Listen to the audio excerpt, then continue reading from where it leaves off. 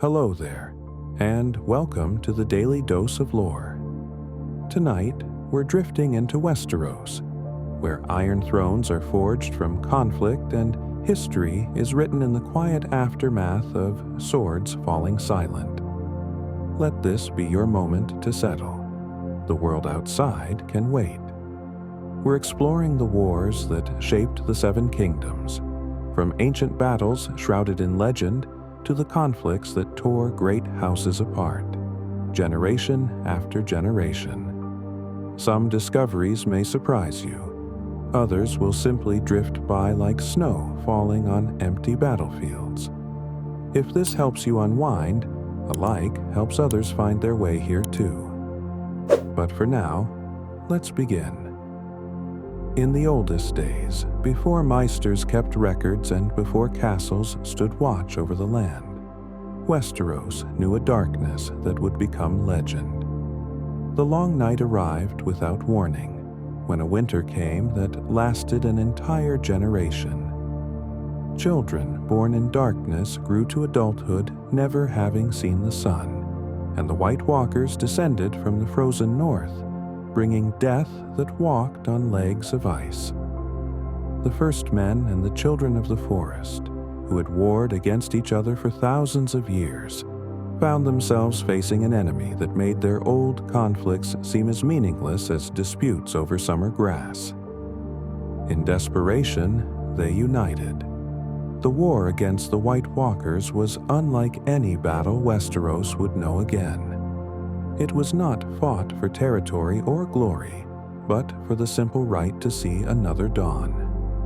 When the light finally returned and the White Walkers retreated into the far north, the survivors built the wall, that massive barrier of ice and ancient magic stretching across the northern frontier. They established the Night's Watch to stand eternal guard, though as centuries passed, memory faded into legend, and legend dissolved into children's tales told on winter nights. The first men and the children of the forest had fought each other long before the darkness came. When the first men first crossed the narrow land bridge from Essos, they arrived with bronze axes and found Westeros covered in vast forests, where the children dwelt among the weirwood trees. The newcomers cut down the trees to clear land for farms and holdfasts, and each tree that fell was sacred to the children. War erupted across the continent. The children commanded powers that seemed like magic to the first men. They could see through the eyes of animals, commune with trees, and some say they could shatter the very land itself.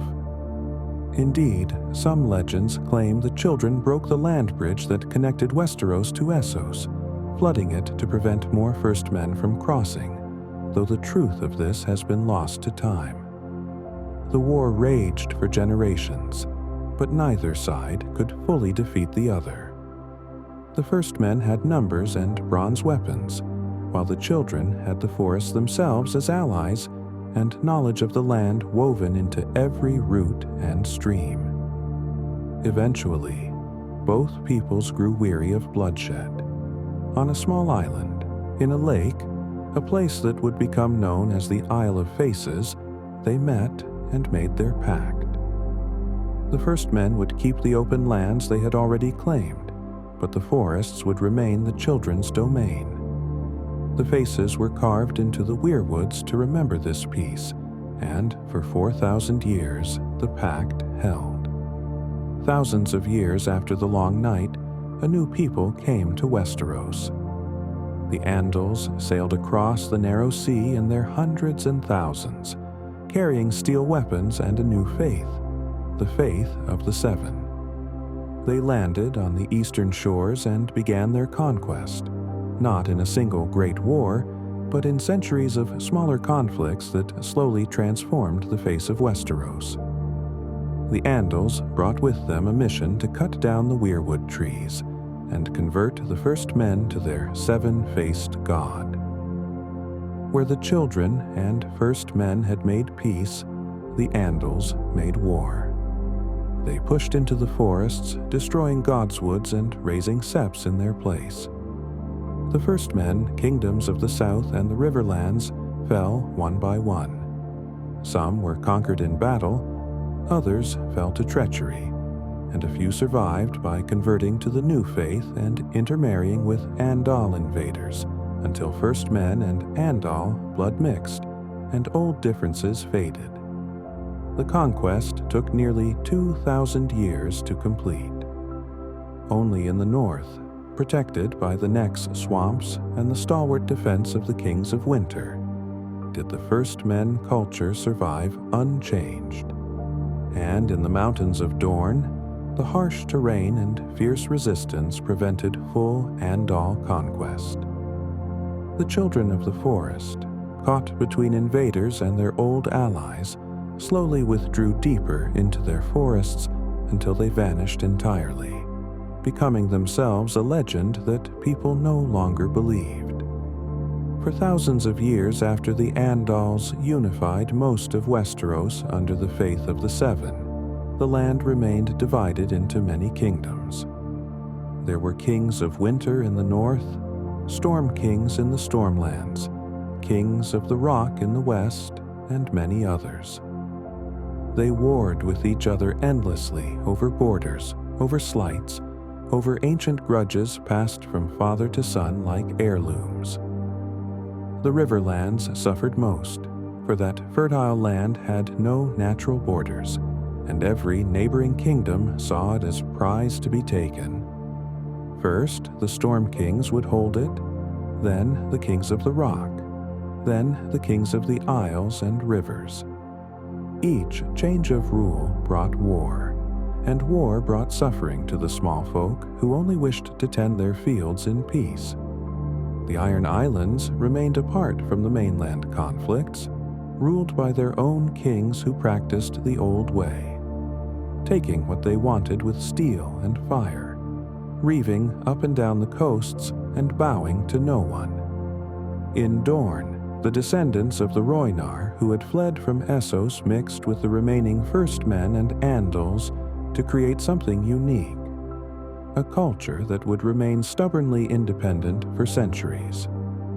These were the 7 kingdoms that Aegon Targaryen would find when he turned his eyes toward Westeros, though in truth there were more than 7, and none of them imagined that a single man with 3 dragons could end thousands of years of division. Aegon Targaryen landed at the mouth of the Blackwater Rush on the eastern coast with a small army, barely 3,000 men, but he brought something Westeros had never seen in recorded history.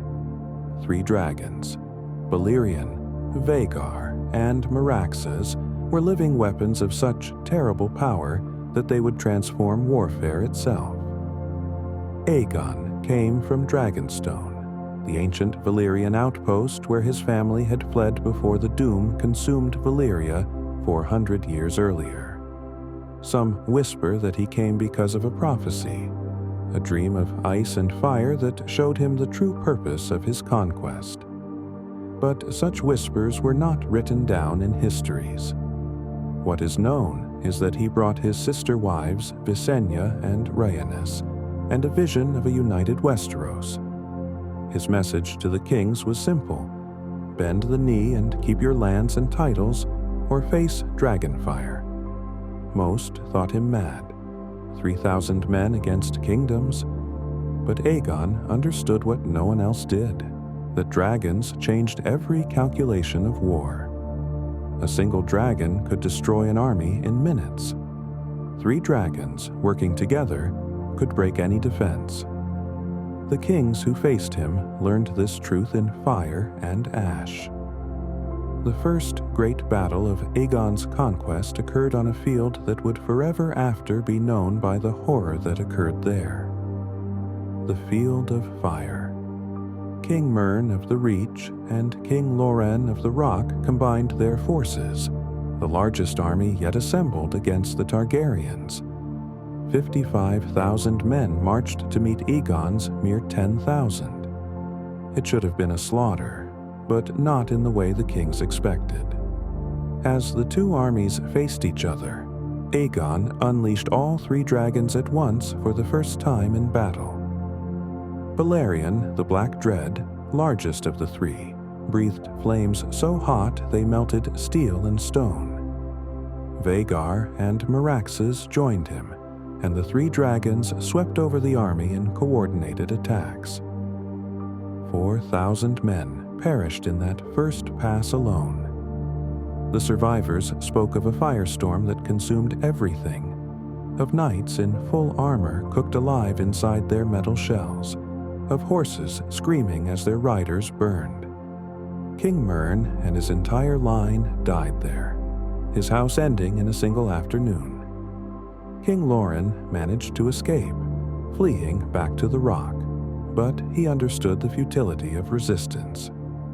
When Aegon's army arrived at Casterly Rock, Loren emerged and bent the knee, becoming the first Lord of the Rock under Targaryen rule. The Field of Fire taught Westeros a lesson written in ash.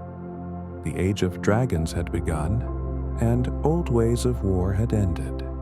Not all kingdoms resisted. Aegon's campaign moved swiftly across Westeros, and word of the Field of Fire traveled faster than his dragons. Some lords saw wisdom in surrender. The Tullys of Riverrun turned against their overlord and declared for Aegon, as did the Arryns of the Vale, who opened their gates without a fight. The Storm King, Argilac, chose to resist and died in battle, but his daughter married Aegon's closest friend, and that line continued as the Baratheons. But in the north, the decision weighed heaviest of all. Torrhen Stark, king in the north, marched south with 30,000 men to face the Targaryens. He made camp and surveyed Aegon's forces. The numbers were even, perhaps, but then Torrhen saw the dragons. He watched them fly and saw the Field of Fire in his mind. That night, the king in the north considered what victory would cost. Even if he won, and with dragons, how could he? How many of his people would burn? How many northern houses would end as Housegardener had ended?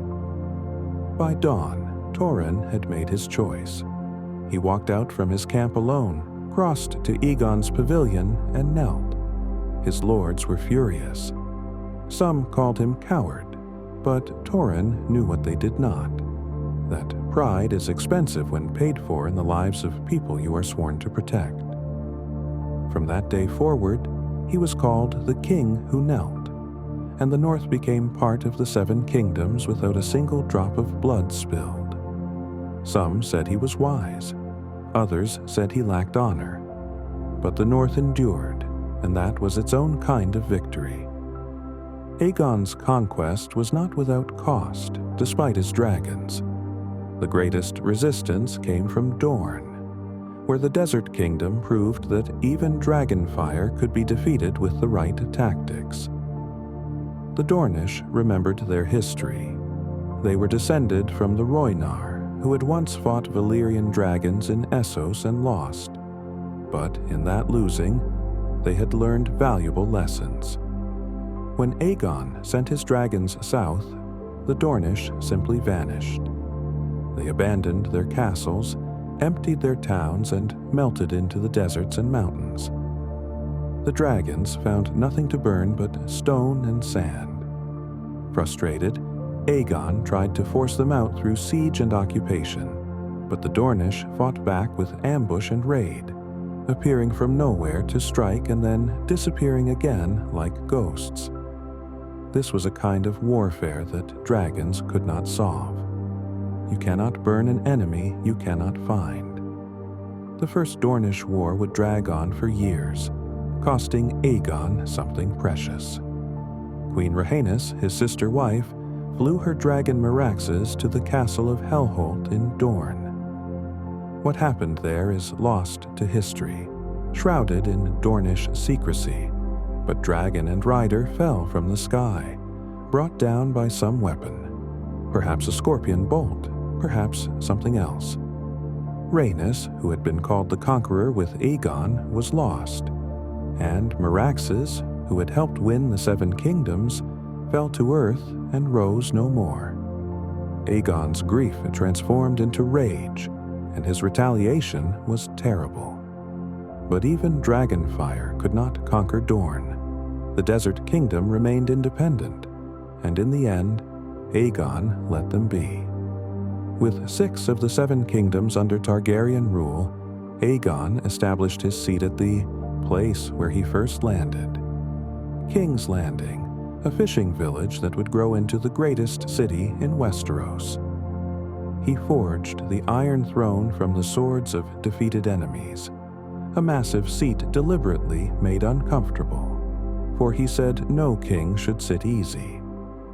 The throne took 1,000 blades to make, all melted and twisted together with dragonfire. Aegon's reign brought peace to Westeros for the first time in remembered history. But it was a peace bought with submission and maintained by the fear of dragons. The Targaryens ruled absolutely because no one could challenge them while dragons lived. But this power contained the seeds of future tragedy. When you rule through fear, you must always have something to fear. And dragons, as Westeros would learn, do not live forever. The conquest changed everything. Borders that had been fought over for thousands of years became fixed. The endless wars between kingdoms ceased. But in their place came a new kind of conflict. Struggles within a single royal family for the greatest prize of all, the Iron Throne itself. Aegon unified Westeros, but unity brought its own particular kind of warfare, a warfare of succession and betrayal that would prove just as bloody as the wars between kingdoms had ever been. Aegon ruled for 37 years after his conquest, but his successors faced challenges he never did. His son Aenys was a gentle king, and gentle kings breed contempt among those who value strength. When Aenys died, his half-brother Maegor seized the throne, passing over Aenys's children. Maegor the Cruel, history would call him, and the name was earned in blood. But Maegor faced something his father never had, the Faith Militant.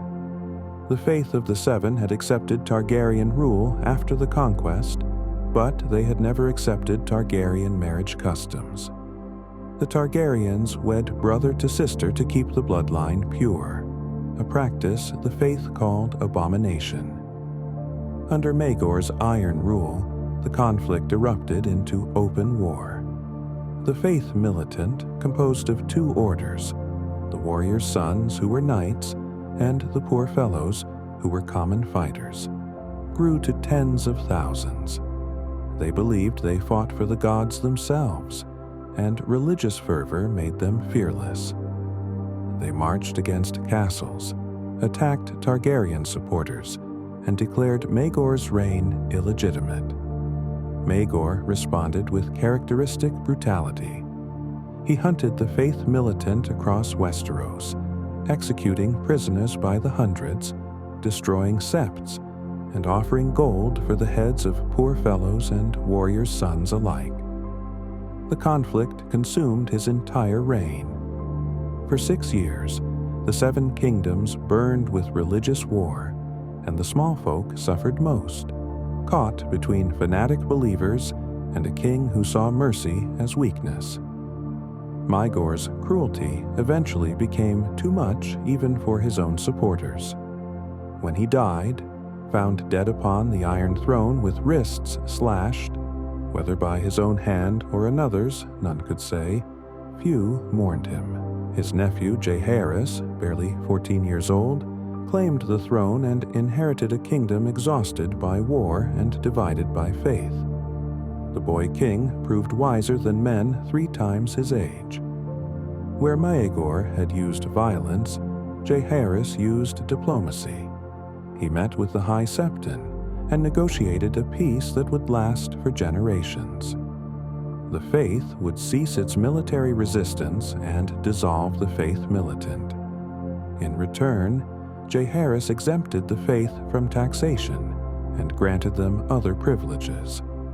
The faith retained the right to judge the moral fitness of kings, but they would do so with words, not swords.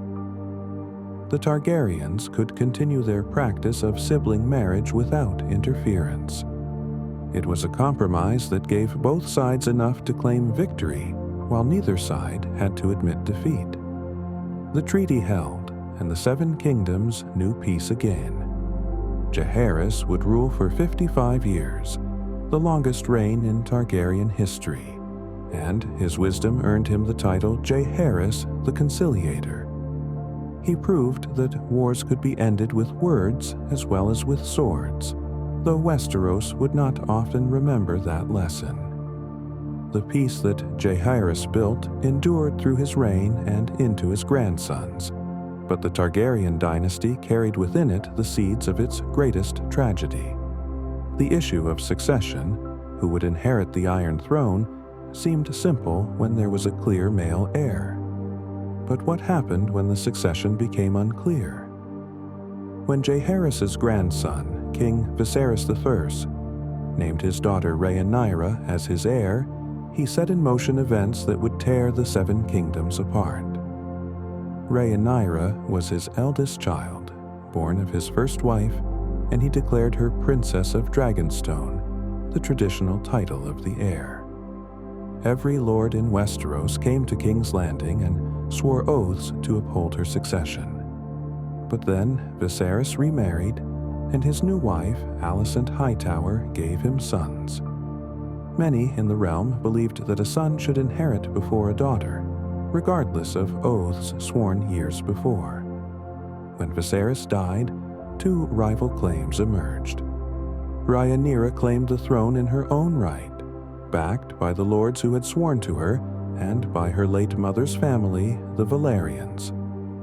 But in King's Landing, Alicent and her supporters crowned Rhaenyra's half-brother Aegon II, arguing that ancient tradition favored male succession. Both sides had dragons, both sides had armies, and neither side would yield.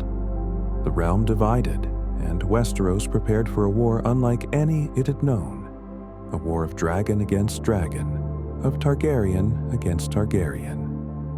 The dance of the dragons began not with armies clashing, but with betrayal and blood. Rhaenyra's son, Lucerys, still a boy, flew his dragon to Storm's End to remind Lord Boros Baratheon of his oath to support Rhaenyra. But Aemond Targaryen, Aegon the Hakon's younger brother, was already there, pursuing his own alliance. When Lucerys left, Aemond followed on his much larger dragon, Vhagar. What started as intimidation turned to tragedy. The dragons fought in the storm-dark sky over Shipbreaker Bay, and Vhagar, the ancient she-dragon who had helped conquer Westeros, killed the smaller dragon.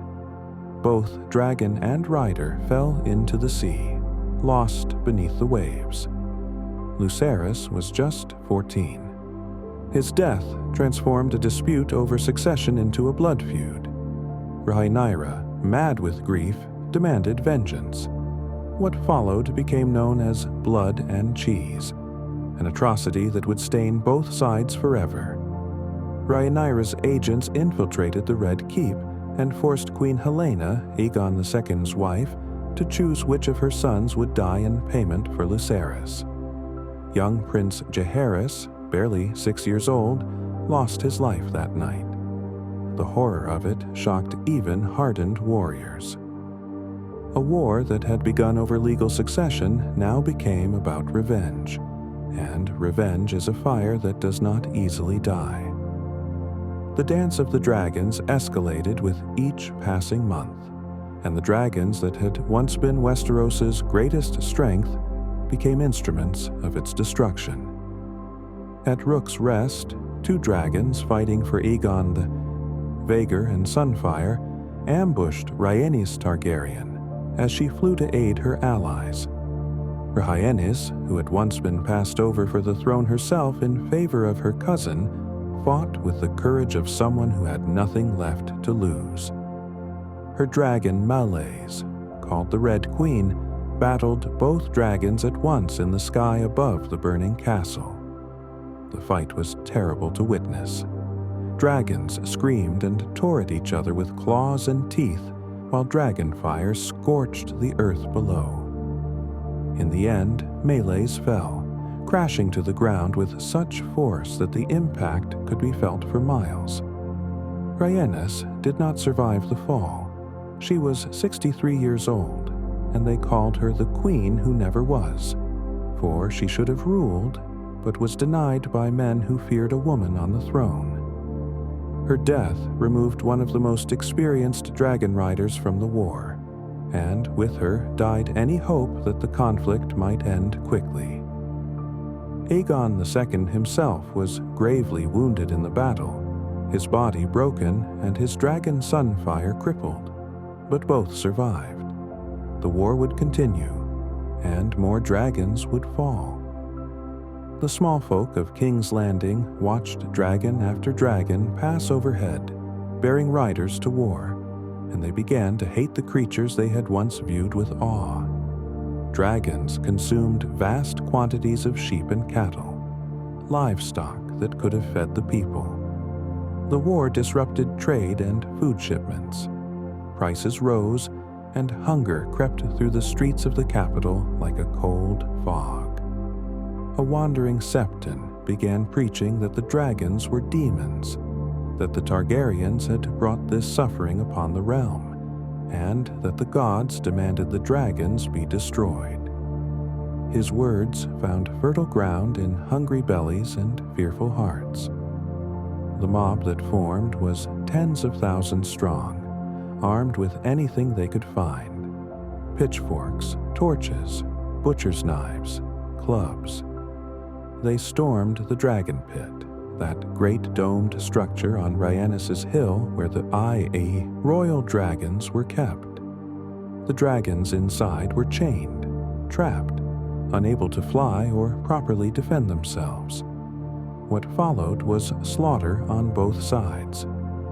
Dragons burned hundreds with their dying breath, but the sheer weight of numbers overwhelmed them.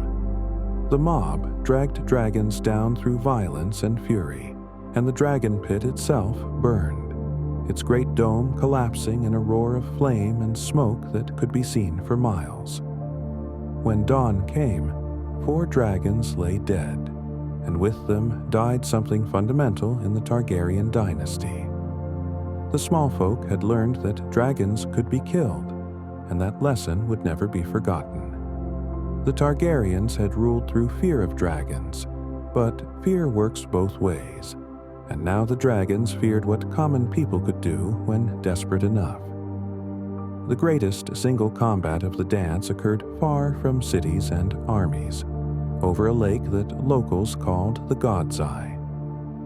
Prince Daemon Targaryen, Rhaenyra's uncle-husband and most fearsome warrior, had pursued his nephew Prince Aemond across the Riverlands. Both men hated each other with the intensity that only family can achieve, their enmity personal and bitter. Aemond rode Vhagar, the largest dragon still living, the same beast that had conquered Westeros with Aegon the Conqueror. Daemon rode Caraxes, called the Bloodworm, smaller but swift and fierce. The 2 dragons met in the sky above the God's Eye, and witnesses from the shore watched in terror and wonder as the battle unfolded. The dragons tore at each other with savage fury, locked together in a death spiral. Then Daemon did something that songs still sing of. He unbuckled his chains and stood upon his dragon's back.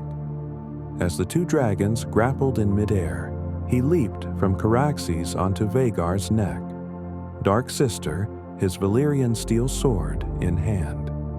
The blade found Aemond's eye, the one that still remained after he lost the other as a boy. Both dragons, both riders, all 4 fell into the dark waters of the God's Eye, sinking beneath the surface, and none of them ever rose again. The lake kept them, and though men later searched the depths, neither Daemon's body nor Aemond's was ever recovered. Some say Demon still lives down there, waiting in the darkness. But that is only a story people tell to make sense of how a prince could simply vanish from history. The truth is simpler and sadder.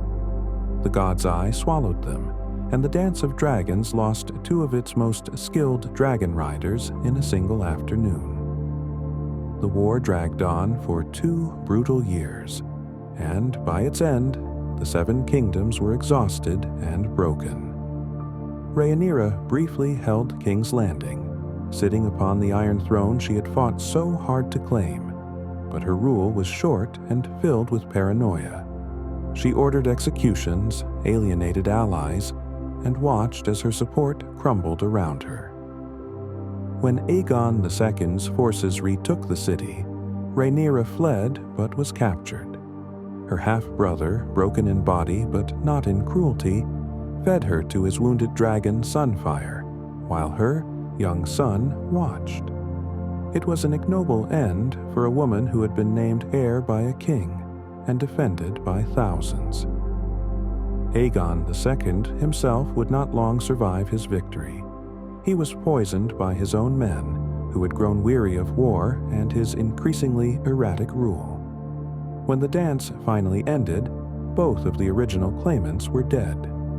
Rhaenyra's young son, Aegon III, took the throne as a boy of 11, married to Aegon II's daughter, to finally unite the 2 branches of the family. But the cost had been staggering.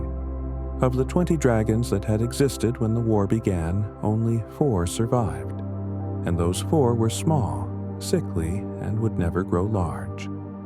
The last dragon died during Aegon III's reign, a pitiful creature barely larger than a hound. The age of dragons ended not with glorious battle, but with a whimper in a darkened chamber, and the Targaryen dynasty lost the source of its power. They had destroyed themselves fighting over a throne, and in doing so, they had destroyed the very thing that had won them that throne in the first place. The dance left scars on Westeros that would take generations to heal. Entire houses had been extinguished. The riverlands where much of the fighting occurred were devastated, fields burned, and villages emptied. The population had declined sharply from war, famine, and disease. But perhaps most importantly, the dance established a dangerous precedent that Targaryens would fight each other for the crown, that family bonds meant nothing when power was at stake. This lesson was not forgotten, and 40 years after the dance ended, it would be remembered again when another bastard son of a Targaryen king decided he had a better claim to the throne than his legitimate half-brother. His name was Daemon Blackfyre, and he would plunge the 7 kingdoms into civil war again, though this time without dragons to devastate the land. The dance also changed how people viewed the Targaryens. Before, they had been conquerors, distant but awe-inspiring. After, they were seen as fallible, capable of destroying themselves through pride and ambition. The mystique was broken. Kings still ruled from the Iron Throne, but now everyone knew that throne had been fought over by siblings who burned each other and their kingdoms for it. The memory of the dance became a cautionary tale, though as history proves, caution is quickly forgotten when ambition calls. Decades passed after the dance, and the Targaryen line continued without dragons, but with alliances carefully built through marriage and diplomacy. King Daeron II, called Daeron the Good, sought to bring Dorne into the 7 kingdoms at last through peace rather than war. He married the Dornish princess Mireia Martell, and their union finally accomplished what Aegon's dragons could not. Dorne joined the realm willingly, through treaty rather than conquest. It should have been Daeron's greatest achievement, a bloodless victory that completed the 7 kingdoms at last. But not everyone celebrated. Many lords, especially in the Reach and the Marches where Dornish raids had caused suffering for centuries, saw this as betrayal. They called Daeron weak for allowing Dornish customs to influence the court. They whispered that the king favored Dornish interests over those of the rest of the realm. And they looked at Daeron's half-brother, Daemon Blackfyre, and saw in him everything they wished their king would be. Daemon was tall and strong, a warrior without peer, wielding the Valyrian steel sword Blackfyre that had belonged to Aegon the Conqueror himself. King Daeron had given the sword to Daemon instead of to his own son, a gesture that many interpreted as acknowledgement of his half-brother's superiority. Daemon was charismatic where Daeron was scholarly, martial where Daeron was peaceful. That Daemon was a bastard, born of Aegon IV's many mistresses, should have disqualified him from the throne. But Aegon IV, on his deathbed, had legitimized all his bastards, and that legitimization gave Daemon a claim, however dubious, to the Iron Throne. The first Blackfyre rebellion erupted in the year 196 after Aegon's conquest, and it split the realm down the middle. Great houses chose sides based on old grudges, regional politics, and personal loyalty. The North and the Vale stayed loyal to King Daeron, as did the Dornish, naturally, and some houses of the Reach. But the Blackfyre cause found support in the Reach, the Westerlands, and parts of the Stormlands. The conflict was, at its heart, about more than just succession. It was about xenophobia against the Dornish, about cultural identity, about whether Westeros should look forward to peace and integration or backward to older, simpler times of strength and warfare. Both sides raised armies, and both sides prepared for battle. The war's decisive moment came at the red grass field in the Reach. There, Daemon Blackfyre led his forces personally, his golden dragon banner flying above him, the sword Blackfyre gleaming in his hand. Across the field, Daeron's army stood ready, commanded by his bastard half-brother Brandon Rivers, called Bloodraven, who served Daeron loyally. Brynden was as dark and sinister as Daemon was bright and noble, a sorcerer, some said, who commanded ravens and saw through their eyes, who practiced dark arts and cared nothing for honor. But he was loyal to the legitimate king, and that loyalty would decide the battle. As the armies clashed, Daemon and his twin sons fought in the center, carving through Daeron's forces like a sword through silk. Victory seemed within reach. Then Bryndon's archers, the Raven's Teeth, unleashed a storm of arrows aimed not at the army, but at 3 specific targets: Daemon and his twin sons. They fell together, pierced by dozens of arrows, and died in the red grass that gave the field its name. With their deaths, the rebellion collapsed, and the Blackfyre cause seemed ended. But the Blackfyre line did not die at Redgrass Field. Daemon's remaining sons escaped across the narrow sea with their supporters, and they took with them the dream of restoration. For the next 64 years, the realm would face 4 more Blackfyre rebellions, each one an attempt to place a Blackfyre on the Iron Throne.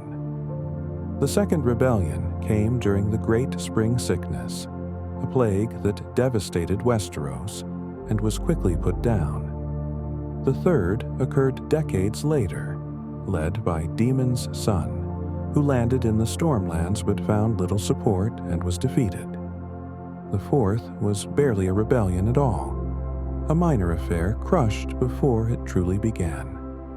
The fifth and final Blackfyre rebellion in the year 260 was the last gasp of a dying cause.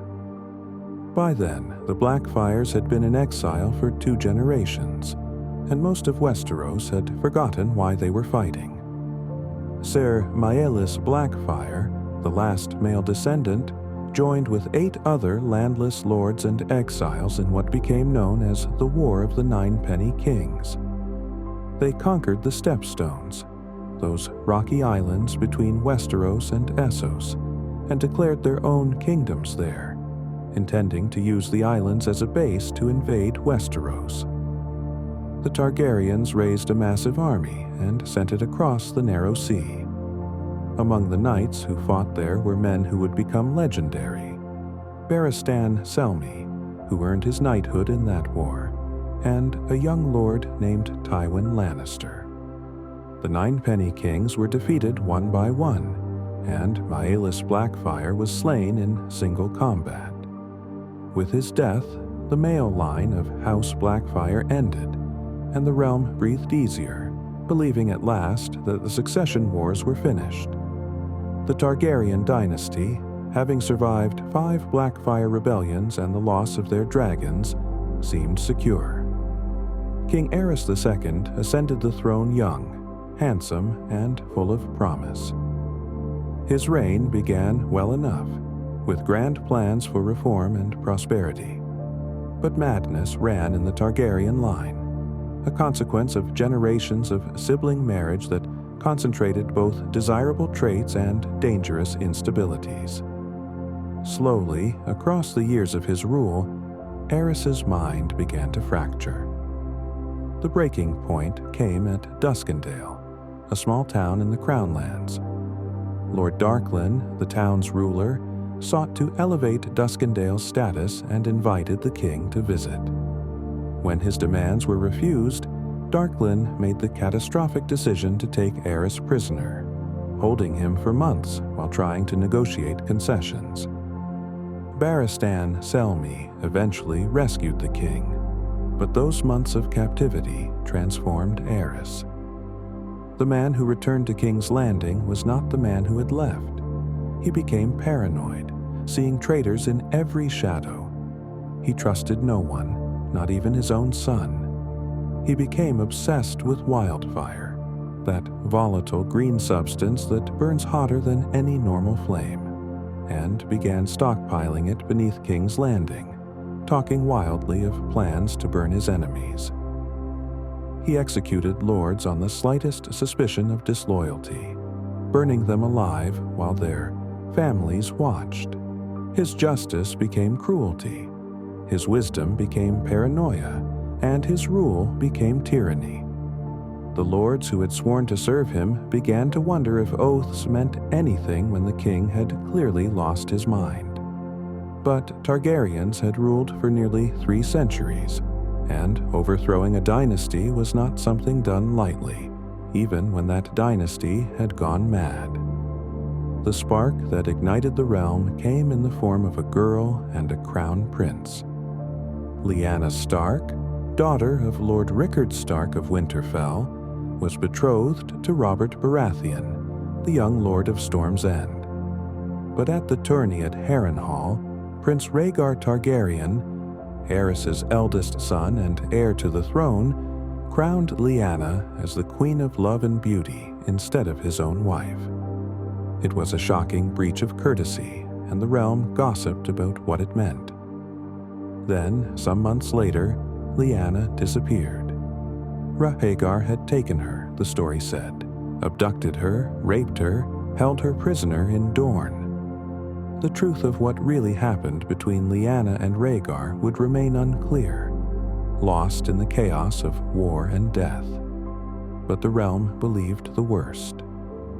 Brandon Stark, Lyanna's eldest brother, rode immediately to King's Landing and demanded Rhaegar come out and face him. For this, Aerys arrested Brandon and his companions. Then, Aerys summoned Lord Rickard Stark to answer for his son's treason. When Rickard arrived, expecting a trial, Aerys instead suspended him from the rafters of the throne room in his armor and lit a fire beneath him. Rickard Stark cooked alive inside his own armor, roasting like meat while his son Brandon, with a cord around his neck attached to a strangulation device, tried desperately to reach a sword just out of reach, strangling himself in the attempt to save his father. Both died in the throne room while the Mad King watched and laughed. Then Aerys sent word to Jon Arryn, Lord of the Vale, demanding that he send him the heads of his 2 wards, Eddard Stark and Robert Baratheon. Jon Arryn's answer was to call his banners and raise his standards in rebellion. Robert's rebellion began with 3 great lords united against a mad king. Robert Baratheon fought for the woman he loved, stolen from him by a prince. Eddard Stark fought for his murdered father and brother, for justice denied and family destroyed. Jon Arryn fought because his king had demanded he betray the boys he had raised as sons. Together, they called their banners and prepared for war against the Targaryen dynasty that had ruled for nearly 300 years. The realm divided quickly. The North followed Ned Stark without question. The Vale followed Jon Arryn. The Stormlands followed their lord, Robert, whose rage and grief had transformed him into something terrible on the battlefield. They said his warhammer could crush men in full plate, that he fought with the fury of the warrior himself. The Riverlands joined when Eddard married Catelyn Tully, binding that fractured region to the rebel cause. But the Reach remained loyal to Aerys, as did much of the Crownlands, and Dorne most of all, for Prince Rhaegar had married Elia Martell of Dorne, and Dornish loyalty to their princess bound them to the Targaryen cause. The Lannisters, the richest and most powerful house in the West, remained neutral, watching and waiting to see which side would win. Tywin Lannister had been Aerys's hand of the king once, but the Mad King had insulted him grievously, and Tywin sat in Casterly Rock nursing his grudges while the realm burned. The war's early battles went poorly for the rebels. At Summerhall, Robert's forces were defeated by loyal Targaryen lords, and Robert himself was wounded. He retreated to Storm's End to recover while his enemies regrouped. The Reach raised an enormous army under Lord Mace Tyrell and marched to Storm's End, laying siege to Robert's castle. The siege would last a year, and those inside would resort to eating rats and boot leather to survive, but Storm's End's walls held. Meanwhile, at Ashford, Robert fought again and was defeated once more. The rebellion seemed on the verge of collapse. Robert's allies advised retreat, but Robert was no strategist. He was a force of nature, all rage and strength and refusal to yield. He sent word to Ned Stark and Jon Arryn, and they marched south with their armies. The 3 forces converged, combining their strength, and suddenly the rebellion had teeth again. The decisive battle would come at the Trident, that great river that flows through the heart of the Riverlands. There, beside the Ruby Ford, 2 armies met in numbers that had not been seen since the Dance of the Dragons. And there, Robert Baratheon and Prince Rhaegar Targaryen would finally face each other. The spurned betrothed and the crown prince, the rebel and the dragon, the fury and the prophecy. The Battle of the Trident was fought in the waters of the river itself, men struggling in mud and blood while banners fell into the current and were swept away. The fighting was fierce, and for hours it was unclear which side would prevail. Then Robert and Rhaegar met in the middle of the ford, in water running red around them, and the 2 men who represented opposing futures for Westeros clashed. Rhaegar wore black armor decorated with rubies shaped like dragons. He wielded his sword with the skill of a prince trained from birth. But Robert fought with something Rhaegar did not have, a rage so pure and focused that it made him unstoppable. His warhammer rose and fell, and when it struck Rhaegar's chest, the prince's breastplate caved in. Rubies scattered across the water, glittering red jewels washing downstream. and Rhaegar Targaryen, the last dragon, fell into the trident and rose no more. With their prince dead, the loyalist forces broke and fled. The battle was won, and with it, the war turned decisively in Robert's favor. Rhaegar had been loved by his men, admired by lords, and his death shattered something fundamental in the Targaryen cause. A dynasty that had begun with Aegon and his dragons now ended with a prince face down in a river, his dreams of prophecy and destiny drowning with him in the red water of the ford. While Robert and Ned celebrated their victory at the Trident in King's Landing, Aerys descended fully into madness. He could hear the rebel armies coming, could imagine them breaking down his doors, and in his paranoia he made a terrible decision. Beneath the city, he had stockpiled thousands of jars of wildfire, that green burning substance that the Alchemists' Guild produced. He ordered his pyromancers to place wildfire throughout King's Landing, in the great sept of Baelor, beneath the Red Keep, in tunnels and cellars and storehouses, everywhere that fire could spread and consume. His plan was simple and insane. If he could not keep his throne, he would burn the entire city. Burn them all, he repeated like a prayer over and over. Burn them all. He would become the fire that the Targaryens had always claimed to master, and all of King's Landing, hundreds of thousands of innocent people, would burn with him. But one man heard those orders and realized what they meant.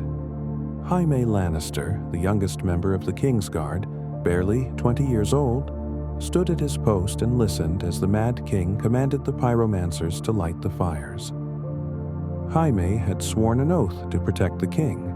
He had sworn an oath to obey. But he also knew that if he obeyed, everyone in the city would die. The oaths pulled at him from different directions, tearing him apart, until finally he made his choice. He drew his sword and killed the king he had sworn to protect. When Tywin Lannister finally arrived at King's Landing with his army, claiming he had come to defend the king, Aerys believed him and opened the gates. It was a fatal mistake. The Lannister forces poured into the city, and what followed was not defense but sacking. The city descended into chaos as soldiers looted and burned, taking their payment in whatever they could seize. In the Red Keep, Tywin's men carried out their own orders. To prove the Lannisters' commitment to Robert's cause, they needed to eliminate the remaining Targaryens. Elia Martell, Rhaegar's wife, was in the castle with her 2 young children. Rhaenys was barely 3 years old, and Aegon was still an infant. The men who found them showed no mercy. The children were lost that day, victims of a war they were too young to understand, and Elia herself suffered terribly before her life ended. When Robert arrived at King's Landing and found Jaime sitting on the Iron Throne, cleaning his sword, and learned what had happened, he seemed pleased. The Targaryen line was broken, the threat ended. But Ned Stark, arriving shortly after, looked at the wrapped bodies of the children and felt only horror. He and Robert quarreled bitterly over it, their friendship strained by the cruelty that victory had required. Robert saw necessary ruthlessness. Ned saw murdered children. The argument revealed something fundamental, that even allies can see the same events through very different eyes, and that the peace built on such foundations might be less stable than it appeared. But the war was not quite finished. Ned Stark rode south to Dorne, seeking the last piece of the puzzle.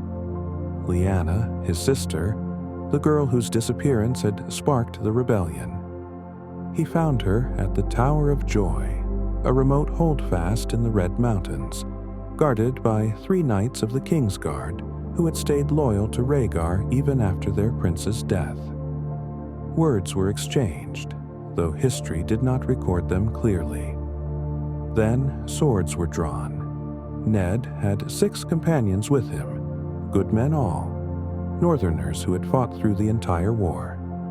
The 3 Kingsguard stood against them. The battle was brief but brutal. When it ended, only Ned and 1 companion, Howland Reed, still lived. All 3 Kingsguard lay dead, including Sir Arthur Dayne, the greatest knight of his generation, who wielded the Valyrian steel sword Dawn. Inside the tower, Ned found Lyanna in a bed of blood, dying. What passed between them was never spoken of, but whatever she told him, whatever promise she extracted, weighed on Ned Stark for the rest of his life. She died there in that tower, her dream of spring turning to ashes, and Ned carried her bones back to Winterfell to lie in the crypts with their father and brother. The war ended with Robert on the throne, married to Cersei Lannister to bind the powerful Lannisters to his rule, and Ned Stark returning to the North with secrets he would never share. The Targaryen dynasty had fallen. The dragons were gone. A new age had begun, but the wounds of the rebellion would never fully heal, and the lies told to protect the peace would, in time, tear the realm apart again. Robert's reign brought peace to Westeros, but it was a restless peace, expensive and built on alliances that resented each other. The king spent lavishly, hosting tournaments and feasts while the crown's debt grew.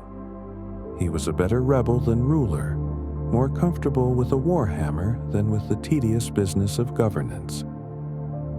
9 years after his rebellion, that peace was tested when Balon Greyjoy, Lord of the Iron Islands, decided the time had come to restore the Ironborn to their former glory. The Iron Islands had always been different from the rest of Westeros, poorer, harder, and prouder. Their people followed the old way, the ancient tradition of reaving and taking what they needed through strength. The Targaryens had ended that way of life, forcing the Ironborn to kneel and cease their raids on the mainland. But with a new dynasty on the throne and the realm exhausted from recent war, Balon saw opportunity. He declared himself king of the Iron Islands and Salt Throne, proclaiming independence from the Iron Throne. He believed Robert's kingdom was weaker than it appeared, that the great houses who had fought each other so recently would not unite again. He was wrong. Whatever else could be said about Robert, he understood war and he would not tolerate rebellion. Robert called his banners, and surprisingly, they came. North and south, the lords who had so recently been enemies now marched together against the Ironborn uprising. The Greyjoy rebellion was short and brutal.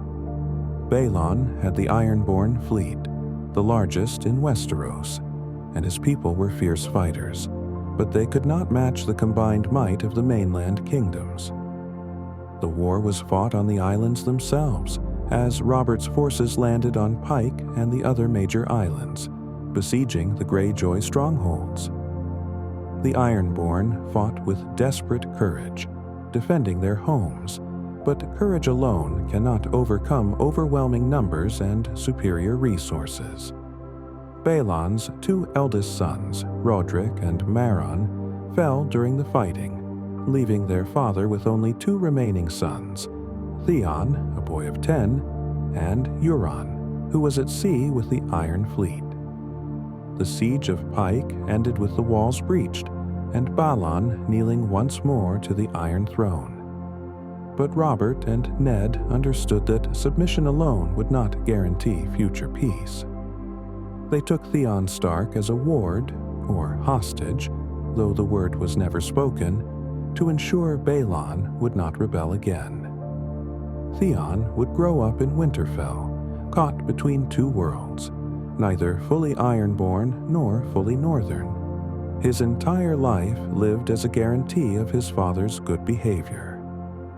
The rebellion had lasted less than a year, but it proved something important: that Robert's kingdom could hold together, that old enemies could fight side by side when necessary, and that the Iron Throne still commanded respect, even if the man sitting on it was more interested in hunting than ruling. But the taking of a child as hostage, however kindly treated, planted seeds of resentment that would bloom years later into betrayal and tragedy. With the Greyjoy rebellion crushed, Robert's kingdom entered a period of relative stability that would last nearly a decade. The realm prospered, in the sense that there were no wars, though the crown's debt continued to grow as Robert spent gold like a man trying to buy happiness he could never quite reach. He had won his throne, but lost the woman he fought for, and he had married a Lannister he did not love. His unhappiness found outlet in wine and other women, while Queen Cersei's own unhappiness found darker expressions that would eventually destroy everything. But for a time, the peace held. The lords returned to their castles and ruled their lands. Trade flourished. Harvests were good, and the small folk who had suffered through the rebellion and its aftermath enjoyed years without armies marching through their fields. It was a golden autumn before winter's approach, and no one knew how short that autumn would be. The seeds of the next great war were already planted, in lies about parentage, in debts unpaid, in resentments nursed and secrets kept. The Saar realm appeared stable, but stability built on deception is like a castle built on sand. It holds until the tide comes in, and when it falls completely. Westeros stood on the edge of its greatest catastrophe, and no one saw it coming.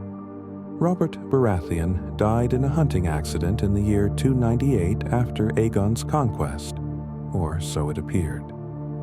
Wounded by a boar, he lingered for a day before succumbing to his injuries, leaving behind a widow, several children, and a kingdom that immediately began to fracture. His death revealed the rot that had been hidden beneath years of uneasy peace.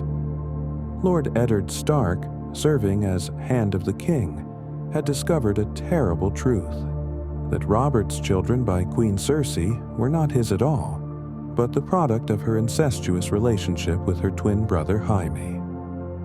Robert's only true heirs were his bastards, scattered across the Seven Kingdoms, and the boy sitting the throne as King Joffrey was a Lannister pretending to be a Baratheon. Ned, bound by honor, tried to do the right thing. He warned Cersei, giving her a chance to flee.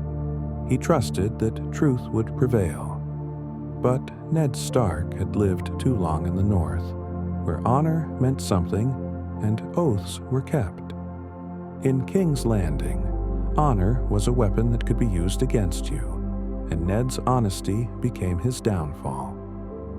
Cersei moved first, seizing power before Ned could act, and suddenly the Honorable Lord of Winterfell found himself imprisoned in the black cells beneath the Red Keep, charged with treason against a king he knew had no right to the crown. The realm watched and waited to see what would happen next, not knowing that Ned Stark's fate would determine whether Westeros remained united or tore itself apart. Ned's imprisonment ignited the North. When news reached Winterfell that their lord was held captive, accused of crimes he did not commit, Robb Stark, barely more than a boy himself, called the Northern Banners. The North remembered, they said. They remembered the Mad King burning Ned's father and brother. They remembered the Targaryens' cruelty. And now they saw the Lannisters behaving with the same casual disregard for justice and honor. 20,000 Northmen marched south, the largest northern army assembled since Torrhen Stark bent the knee to Aegon Targaryen. Meanwhile, in the Riverlands, Lannister forces attacked Catelyn Stark's childhood home, and her father called his own banners.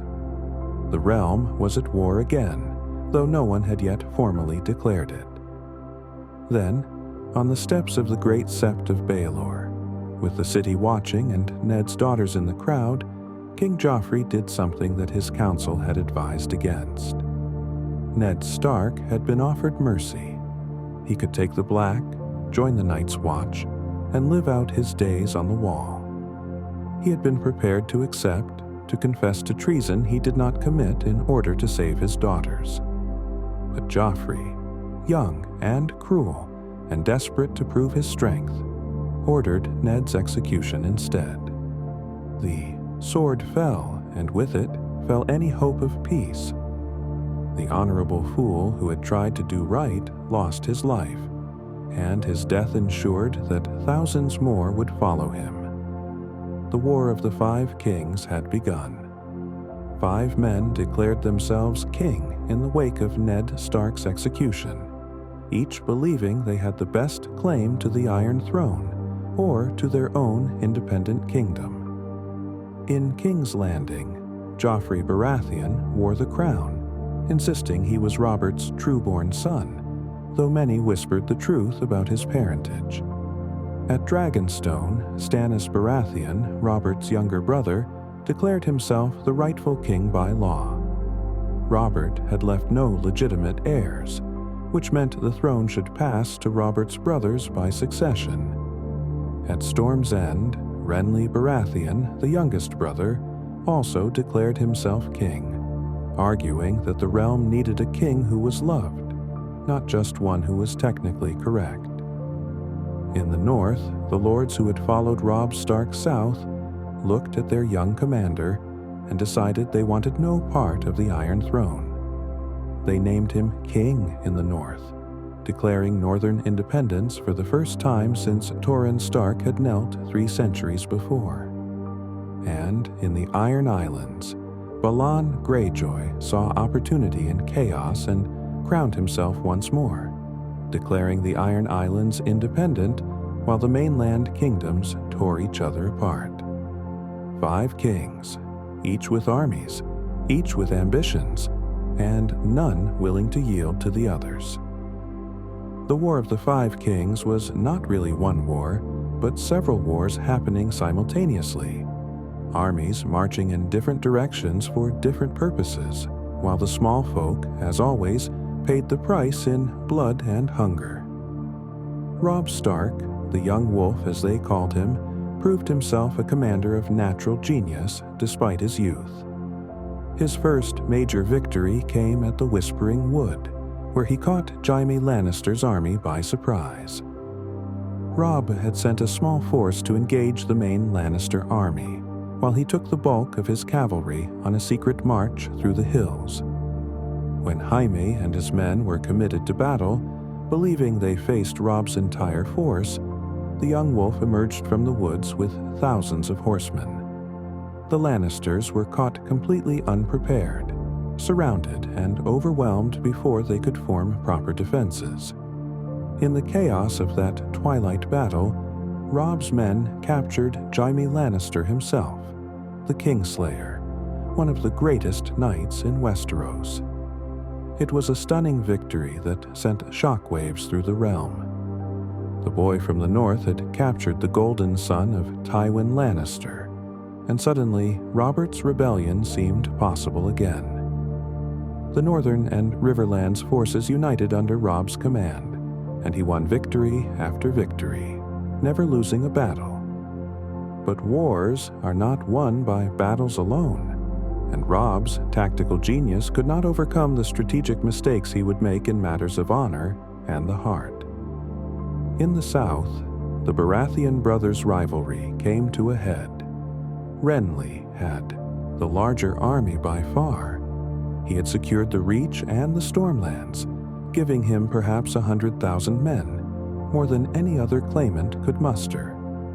But Stannis had something Renly did not: absolute certainty of his rightful claim, and a red priestess named Melisandre, who whispered of ancient powers and prophecies.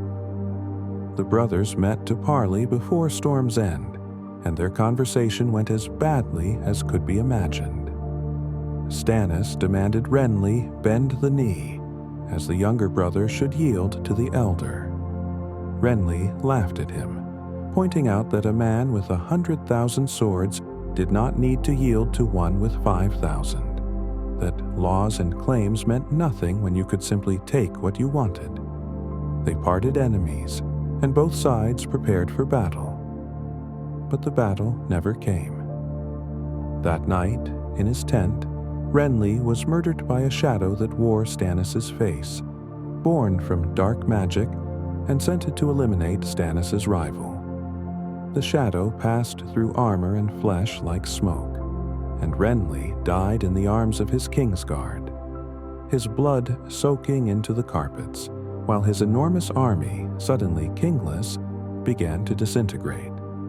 Most of his bannermen immediately swore to Stannis, giving the elder brother the massive host he needed. But some, particularly the Tyrells of Highgarden, who had been Renly's strongest supporters, withdrew, uncertain where their loyalty should lie now that their chosen king was dead. With Renly gone and his forces absorbed, Stannis turned his attention to King's Landing itself. He assembled a fleet and army and sailed for the capital, determined to take what was rightfully his and punish the usurper Joffrey and the Lannisters who supported him. King's Landing was vulnerable. Tywin Lannister and his main army were in the west, dealing with Robb Stark's victories, and the city's defenses were commanded by Tyrion Lannister, the dwarf son of Tywin, clever but untested in command. The Battle of the Blackwater was fought on the waters of Blackwater Bay and in the streets of King's Landing itself. Stannis' fleet approached the city in overwhelming numbers, and for a time it seemed certain that the capital would fall. But Tyrion had prepared a surprise. He had filled ships with wildfire, that same green burning substance that Aerys had once planned to use to destroy the city, and when Stannis' fleet entered the bay, those ships were set ablaze. The wildfire exploded across the water, consuming dozens of ships in moments, men screaming as they burned or drowned, the bay itself seeming to catch fire. It was horrifying and effective, but even wildfire could not stop Stannis completely. His men reached the shore and began scaling the walls.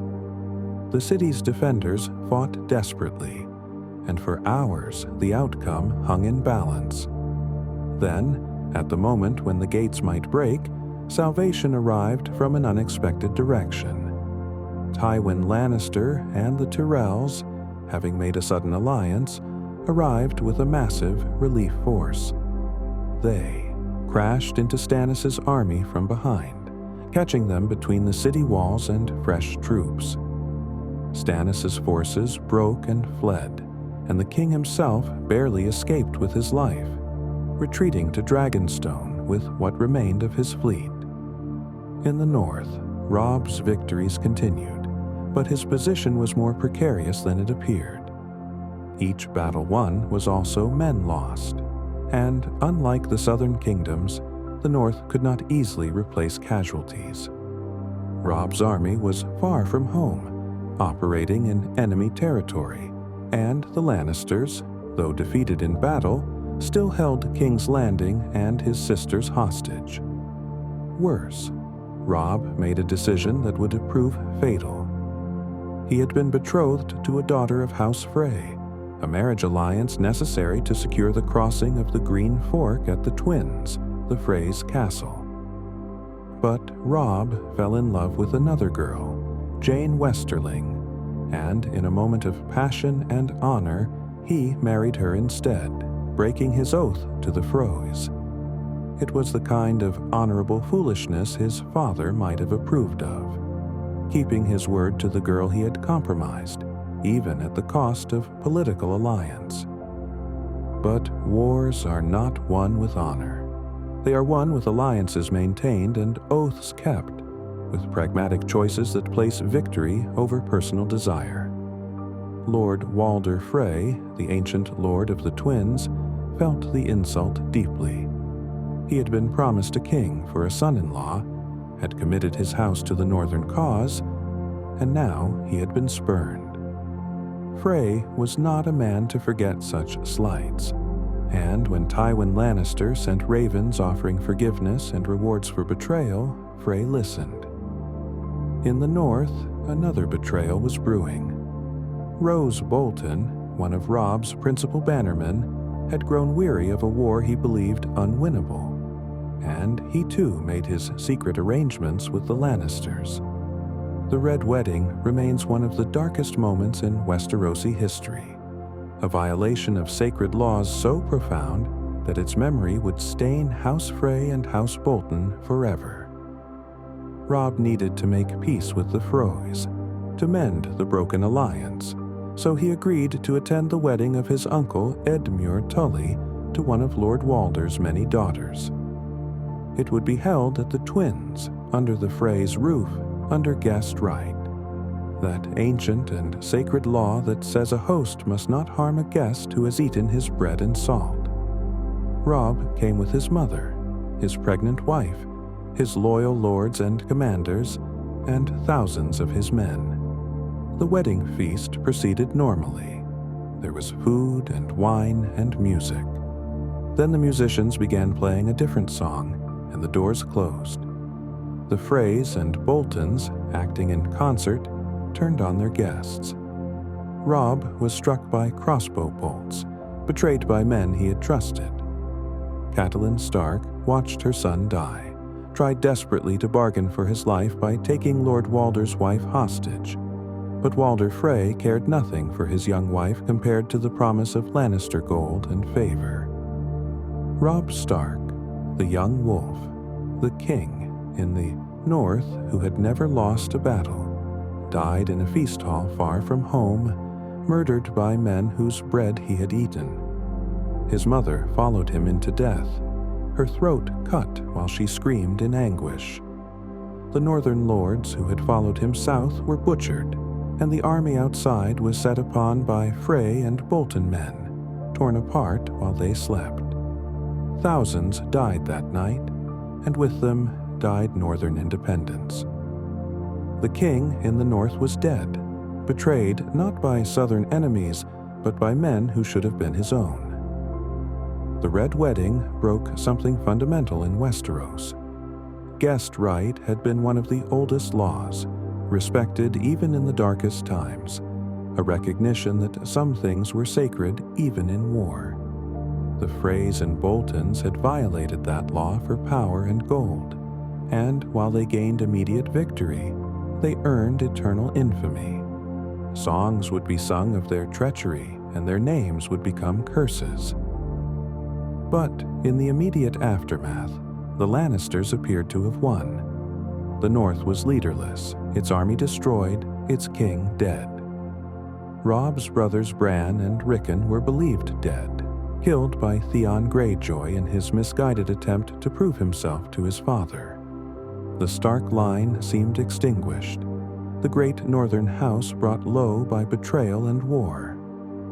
Yet, scattered across Westeros and beyond, Stark children still lived, hidden and hunted, each carrying within them the memory of their family and the injustice of what had been done. Sansa remained a hostage in King's Landing, a political prisoner. Arya had escaped and was wandering the war-torn Riverlands, learning that survival required setting aside the gentle lessons of her upbringing. Bran and Rickon had escaped Winterfell before Theon could harm them, though the world believed them dead. And far to the north, at the Wall, Jon Snow stood in black, sworn to take no part in the wars of the realm, watching as winter finally began its approach. The Starks were broken, but not ended, and winter, as the North always said, was coming. In King's Landing, young King Joffrey's cruelty and caprice made him enemies, even among those who supported his claim. His own grandfather, Tywin Lannister, had come to the capital after the Blackwater to serve as Hand of the King and ensure his grandson did not destroy everything the Lannisters had won.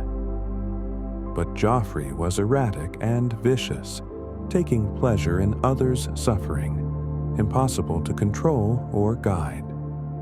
When his wedding to Margaery Tyrell was arranged, a new alliance to bind the powerful Tyrells to the Lannister cause, it should have been a triumph, a celebration of victory and new beginnings. The wedding feast was lavish beyond measure, a display of wealth and power designed to show the realm that the Lannisters had emerged victorious from the war. But during the feast, Joffrey collapsed, choking, his face turning purple, clawing at his throat as poison did its work. He died there in front of hundreds of witnesses at his own wedding, dyeing the same color as his royal purple robes. The boy king who had started the war with Ned Stark's execution, who had ruled with cruelty and caprice, was dead before he reached his majority. His death threw the capital into chaos, with accusations flying, arrests made, and another Lannister, Joffrey's younger brother Tommen, a gentle boy of 8, placed on the throne. Joffrey's death was justice of a sort, though it came too late for the thousands who had died in the war he helped start. But his death did not end the War of the Five Kings. It simply changed which pieces remained on the board, and the game, deadly as ever, continued. Stannis Baratheon, defeated at the Blackwater but unbroken, retreated to Dragonstone with the remnants of his forces. He had lost his fleet, lost most of his army, and lost his best chance to take the Iron Throne. But Stannis was not a man who surrendered, even when surrender was the sensible choice. The Red Priestess Melisandre showed him visions in her fires, spoke to him of destiny and prophecy, of a great darkness coming from the north, and of his role in defeating it. She convinced him that the true war was not for the Iron Throne, but for the survival of humanity itself. So Stannis did something unexpected. He turned his attention north to the Wall, where the Night's Watch stood guard against threats most of the realm had forgotten. He sailed with what forces he had left, not south toward his enemies, but north toward duty. Perhaps the first truly selfless act of his campaign. Meanwhile, in the Iron Islands, Balon Greyjoy died, falling from a rope bridge during a storm, or perhaps pushed, though none could say for certain. His death ended his brief second rebellion, and the Iron Islands descended into chaos as his brothers fought over succession. The Five Kings were being reduced one by one, but the wars they had started continued, spreading like ripples from stones thrown into still water, each conflict generating new conflicts, old wounds opening fresh, and the realm bleeding from 1,000 cuts it had inflicted upon itself. The aftermath of the Red Wedding transformed the Riverlands into a landscape of ghosts and vengeance. The region that had already suffered through years of war now faced occupation by the very men who had betrayed their lords. Roose Bolton became Warden of the North, rewarded for his treachery with the title and lands of the house he had helped destroy. The Freys were given Riverrun, the ancient seat of House Tully, as payment for their role in the massacre. But holding castles proved easier than holding hearts. The small folk of the Riverlands remembered who had fed them when the soldiers came, remembered which lords had protected them and which had preyed upon them. They remembered the Red Wedding, and they did not forget. In the forests and along the rivers, a different kind of war began. Not armies facing each other in open battle, but shadows striking from the trees, Frey men found hanging. From branches, supply trains ambushed and burned. The Brotherhood without banners, Once knights and commoners who had fought for King Robert now fought for something simpler: revenge and justice for those who could not seek it themselves. They had no king, no cause beyond protecting the small folk and punishing those who preyed upon the weak. Led by a woman who had returned from death transformed by vengeance, they became legends whispered in taverns and feared in castles, proof that some wounds could not be healed and some debts would be collected, no matter how long it took. Stannis Baratheon arrived at the wall with barely 1,500 men, all that remained of his once mighty host. He found the Night's Watch under attack by wildlings, the free folk from beyond the wall who had united under a king beyond the wall named Mance Rayder. The Watch was vastly outnumbered, facing 100,000 wildlings with barely 1,000 defenders. It was exactly the kind of impossible situation that appealed to Stannis' rigid sense of duty. He had come north following Melisandre's visions, believing that the true war was against the darkness beyond the wall, not the political struggles of the South.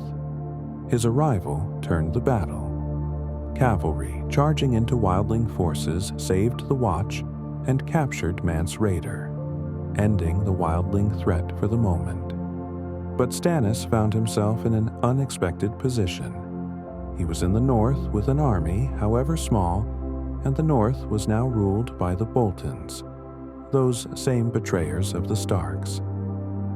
The northern lords who had survived the Red Wedding or who had stayed home began to receive messages from Stannis, offering them a chance to avenge their fallen king and restore the Stark name.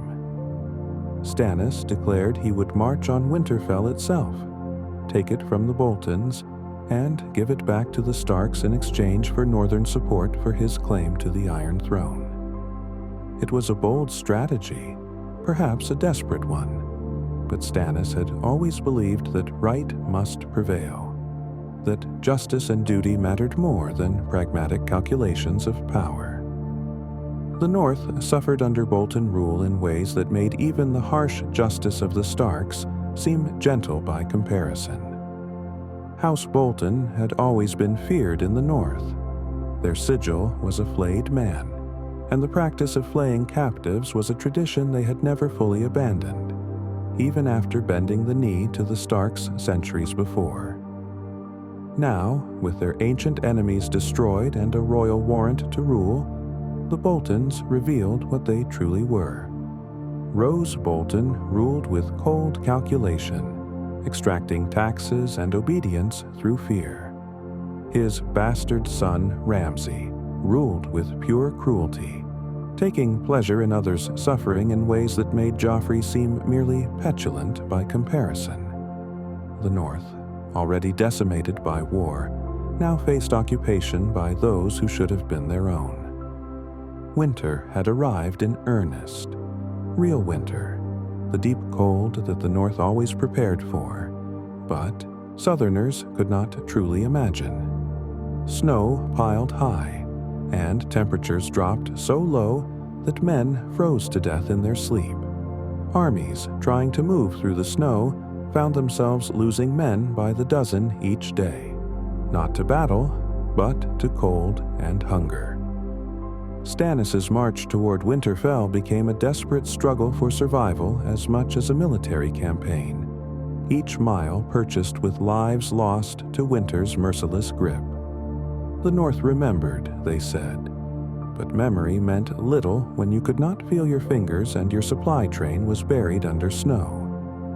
In King's Landing, the power vacuum created by the deaths of 2 kings and the installation of a child on the throne gave rise to an unexpected force. The faith of the Seven, which had been docile since Jaehaerys the Conciliator dissolved the faith militant 300 years before, found new strength among the suffering smallfolk. The wars had created countless refugees, displaced people streaming into King's Landing seeking safety and finding only hunger and disease. Into this desperation came a man called the High Sparrow. a simple septon who preached that the gods cared nothing for crowns and titles, that rich and poor alike were equal before the seven, and that the time had come for the faith to remember its power. His message resonated with people who had lost everything to the wars of kings. Thousands joined his movement, taking up the seven-pointed star and calling themselves sparrows. They were armed with faith and fury, and when Queen Cersei, desperate for allies against her own enemies in the capital, gave the faith permission to rearm, she unleashed something she could not control.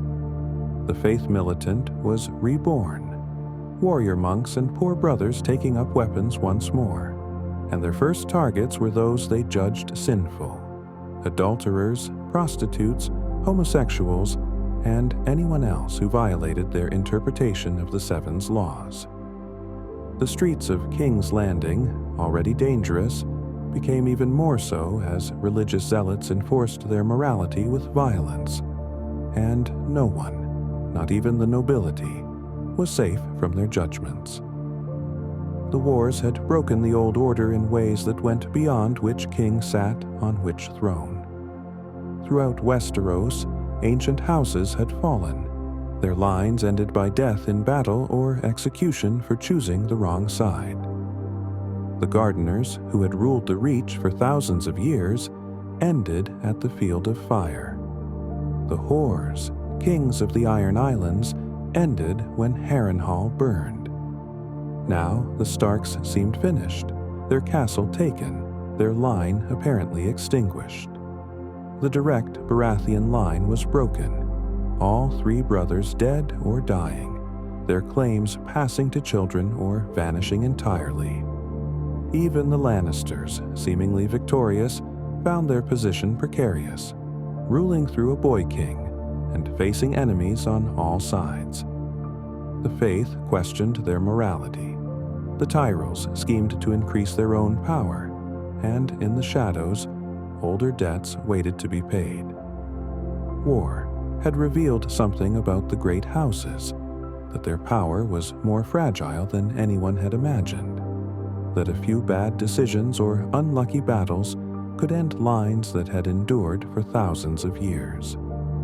The small folk, who had no choice but to survive regardless of who ruled them, began to wonder if perhaps the nobles were not the immortal figures of legend after all, but simply people who bled and died like anyone else, their grand claims to authority revealed as mere inheritance and accident of birth. Across the narrow sea in the cities of Slaver's Bay, a Targaryen who had been lost to history made her own war.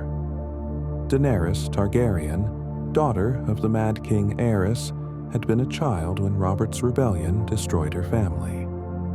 She had grown up in exile, sold into marriage to a Dothraki warlord, and from that unpromising beginning had somehow acquired dragons. 3 of them, the first to exist in over 150 years. She had taken them to Slaver's Bay and begun a campaign to end slavery, freeing slaves by the thousands and conquering cities with her dragons and her growing army. In Meereen, the largest of the slaver cities, she attempted to rule, to transform conquest into governance, and found the task far more difficult than winning battles. The freed slaves adored her, but the former masters resisted, and the cities around Meereen united against her. She faced insurgency, assassination attempts, political intrigue, and the challenge of feeding a city under siege. Her dragons, still young but growing larger each day, were weapons she struggled to control, and one had killed a child, forcing her to chain them in darkness beneath the city. It was a different kind of war than those fought in Westeros, not over succession or independence, but over the fundamental question of whether people could be property, whether freedom was worth the chaos that followed breaking ancient systems. Daenerys learned that breaking chains was easier than building what comes after, that dragons could conquer but not govern, and that every choice she made seemed to save some while condemning others. The wars that followed Robert's death created a cascade of smaller conflicts, each spawning others in an endless chain of violence and retaliation. In the Riverlands, the siege of Riverrun dragged on, with Lannister and Frey forces surrounding the Tully Castle, trying to force its surrender. Inside, the remaining Tully loyalists held out, though they knew relief would never come, fighting simply because surrender meant death or worse. In the Vale, Peter Baelish, called Littlefinger, manipulated events to increase his own power, controlling the young Lord Robin Arryn and keeping the Vale's forces neutral while the rest of the realm burned. He had started with nothing, a minor lord's son of no importance, and through careful scheming had made himself one of the most powerful men in Westeros, proving that sometimes cunning accomplished what armies could not. In Dorne, the death of Prince Oberyn Martell in trial by combat at King's Landing, crushed by Gregor Clegane in a fight that Oberyn seemed to be winning until his need for revenge overrode his caution, sparked fury against the Lannisters and calls for war. The Iron Islands, leaderless after Balon's death, held a kingsmoot to choose their next ruler, and the choice fell to Euron Greyjoy, a madman and raider who had sailed the world and returned with dark ambitions. Each region had its own conflicts, its own grievances, and the realm that had been won under Robert now fractured into a dozen different struggles, none of them truly resolved. The most profound change was invisible but fundamental: the destruction of faith in the old systems. For thousands of years, Westeros had operated under certain assumptions. Kings ruled by right of birth and conquest. Lords held their lands through oaths of fealty. Guest right was sacred. Vows meant something. But the wars had revealed these assumptions as fragile conventions that held only as long as people chose to respect them. The Red Wedding showed that sacred laws could be violated if the reward was sufficient. The faith militants' return showed that even the religious peace carefully maintained for 3 centuries could collapse when people grew desperate enough. The death of kings showed that crowns provided no actual protection, that royal blood could be spilled as easily as any other. The small folk, watching nobles fight their endless wars, began to lose whatever respect they had once held for their betters. When a hedge knight and a highborn lady could both starve equally during a winter made worse by war. When a lord's castle could burn as easily as a farmer's cottage, the distinctions between high and low seemed less meaningful. The wars were changing Westeros in ways that went beyond which house ruled which region. They were changing how people thought about power itself, about authority and its sources, about whether the old ways could survive or needed to be swept away entirely for something new to emerge. Yet through all the chaos and bloodshed, life continued in those places war had not yet touched. In the Vale, protected by mountains, farmers still brought in harvests. In the western lands, far from the fighting, children still learned their letters. Merchants still traded goods, and people lived lives that had little to do with which king claimed which throne. This was perhaps the greatest truth about the wars, that for most people they were distant storms that occasionally sent refugees fleeing past, or soldiers demanding food and shelter. But life went on regardless. The great lords fought their battles and made their claims, but the shepherd still needed to tend his flock. The baker still needed to bake bread, and the world did not stop turning simply because nobles decided to kill each other over crowns and honors and slights both real and imagined. The small folk endured, as they always had, because they had no choice. Kings came and went, dynasties rose and fell, but the land remained, and those who worked it continued their labor whether Targaryen or Baratheon or Lannister sat the Iron Throne. It was a reminder that for all the high drama of succession and battle, most of life existed in the quiet spaces between the great events, in the ordinary struggles of ordinary people trying to survive another day, another season, another winter. The story of these wars remained unfinished, suspended in the middle of conflicts that had not yet resolved. Stannis marched through snow toward Winterfell, his fate uncertain. The Boltons held the north with cruelty, but northern lords whispered of rebellion. Daenerys remained in Meereen, her dragons chained, her path forward unclear. In King's Landing, the faith militant grew more powerful each day, and Queen Cersei, who had armed them, found herself subject to their judgments.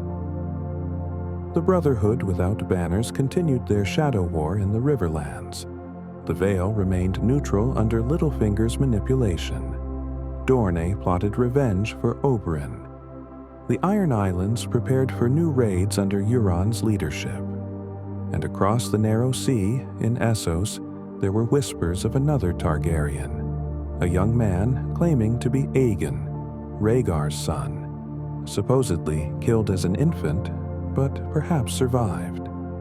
Whether he was real or imposter, none could say with certainty, but he was gathering an army and preparing to sail for Westeros, another claimant to add to the chaos. The wars had no ending yet, only pauses between battles, temporary truces that everyone knew would break the moment advantage could be gained. Winter had come in full force, but the wars continued regardless, proving that human ambition and vengeance could burn even in the deepest cold. Looking back across the centuries of war that shaped Westeros, certain patterns emerge like constellations in a dark sky, points of light that connect to reveal shapes both terrible and inevitable. Each war planted seeds for the next, each act of violence begetting future violence in an endless cycle that seemed as natural as the seasons themselves. The long night ended with the building of the wall, but that wall created division between those who lived south of it and those who lived beyond, a division that would fester for 8,000 years until it erupted again in Mance Rayder's march south. Aegon's conquest united the Seven Kingdoms through dragonfire, but that unity was enforced rather than chosen, and the moment the dragons died, the realm began to fracture. The dance of the dragons was fought over succession, establishing a precedent that Targaryens would fight each other for the throne, making the Blackfyre rebellions almost inevitable. Robert's rebellion overthrew a mad king, but installed a dynasty built on lies and resentment, ensuring that within a generation, the realm would tear itself apart again. Every peace was temporary. Every victory contained the seeds of future defeat, and the wheel kept turning, crushing those beneath it while raising others to positions from which they, too, would eventually fall. The cycle of revenge was perhaps the most visible pattern threading through Westerosi history. The First Men and Andals fought for centuries, each atrocity demanding retaliation, until the hatred became self-sustaining, and both sides forgot what had started the conflict in the first place. The Dornish never forgot the death of Rhaenys Targaryen, and that memory fueled their resistance for generations, eventually expressing itself in Oberyn's quest for vengeance in King's Landing. The Red Wedding demanded vengeance, and vengeance came in the form of the Brotherhood without banners and Lady Stoneheart's grim crusade. Oberyn's death sparked Dornish fury that would influence their choices for years to come. Each act of violence created survivors who remembered, who passed their hatred to their children like heirlooms, who waited years or decades for the chance to settle scores that should have died with the original participants.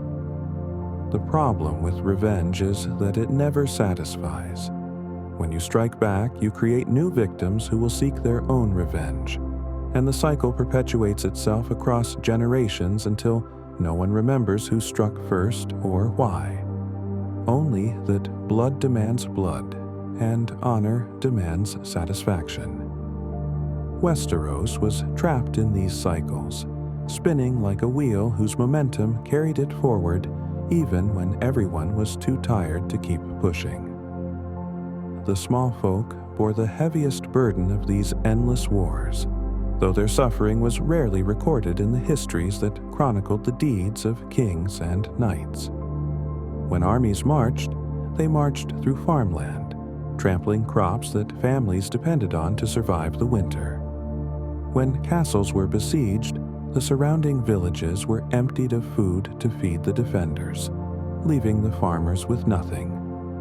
When battles were won, soldiers celebrated by taking whatever they wanted from nearby settlements: food, valuables, and sometimes darker pleasures still.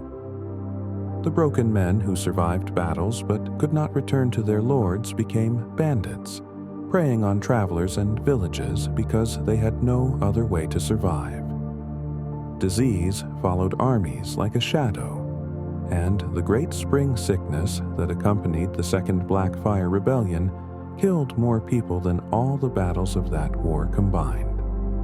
For every named knight who died in glorious combat and earned a place in songs, 100 small folk starved or were murdered or died of diseases spread by armies passing through. They had no choice in these wars, no voice in whether their king should fight or yield, yet they paid the highest price. A lord who lost a battle might lose his castle or his life, but his family often survived with some wealth and status intact. A farmer who lost everything had nothing, and no one sang songs about his suffering or carved his name into monuments.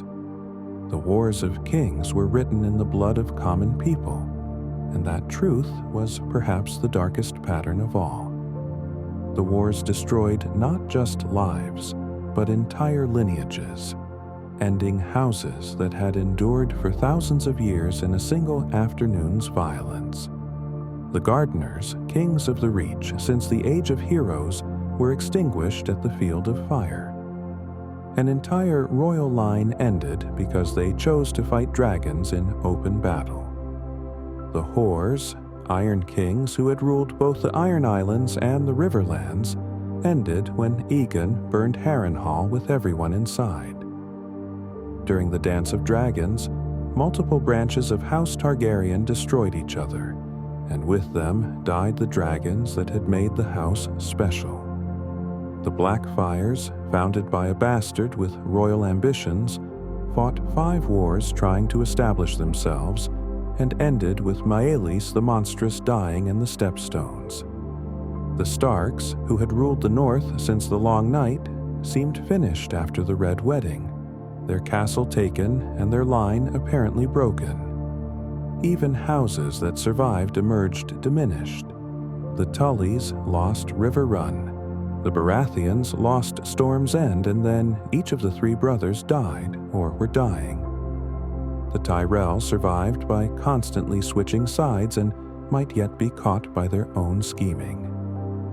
These houses had believed themselves eternal, as solid and unchanging as the castles they inhabited. But war revealed them as fragile as anything else. A few bad decisions, a lost battle, a betrayal, and thousands of years of history could end in blood and fire. The great houses fell like trees in a storm, and watching them fall, people began to wonder if perhaps nothing was truly permanent, if even the most ancient powers could be swept away when their time came. Dragons themselves became a symbol of this impermanence, a reminder that even the greatest power eventually fades. The Targaryens had conquered Westeros because they possessed weapons no one else had. Creatures of legend that could destroy armies and burn castles, that made conventional warfare obsolete. For a time, the dragons made House Targaryen seem unkillable, chosen by destiny, special in a way other houses could never match. But dragons, for all their terrible power, were mortal. They could be killed by scorpion bolts, as Meraxes proved in Dorne. They could be dragged down by mobs, as the storming of the dragon pit demonstrated. They could die fighting each other, as Daemon and Aemond proved above the god's eye. And most importantly, dragons could simply fail to reproduce, their eggs turning to stone, their species dwindling until the last one died small and sickly in a darkened chamber. The Targaryens had believed their dragons would last forever, that dragon fire made them untouchable. Instead, the dragons died, and House Targaryen survived another 150 years on the memory of what they had been, rather than what they were. It was a lesson about power itself, that dominance based on a single advantage is inherently fragile, that what cannot be replaced eventually will be lost, and that ruling through fear only works as long as you remain fearsome. When the dragons died, the Targaryens became just another house, and once that happened, their fall became only a matter of time. The bitter irony was that while humans fought their endless wars over crowns and borders and slights both real and imagined, the true threat approached from the north, patient and implacable. The wall stood, and beyond it, in the far frozen reaches, the White Walkers had not been destroyed, only driven back, waiting for their moment to return. The Night's Watch kept their vigil, but with each passing century, fewer people believed in what they guarded against. The White Walkers became myth, then legend, then children's tales used to frighten the young. The Watch itself declined, becoming a dumping ground for criminals and unwanted sons instead of the honored institution it had once been. And while the realm tore itself apart in civil wars, the Watch received no support, no reinforcements, no acknowledgement that perhaps the old stories might contain truth. When Mance Rayder united 100,000 wildlings and marched on the wall, it was not out of conquest but desperation. He had seen what was coming from the far north, had recognized that the ancient enemy was stirring, and tried to lead his people south to safety. But the Night's Watch saw only invaders, and the realm saw only more conflict to add to their existing wars. The humans of Westeros were so consumed with fighting each other that they could not see the greater darkness approaching, could not recognize that their petty disputes over who sat which throne meant nothing if the long night returned, and there was no one left to rule. It was the ultimate tragic irony that humanity's worst enemy was not each other but their own inability to unite against common threats, and that this failure might yet cost them everything.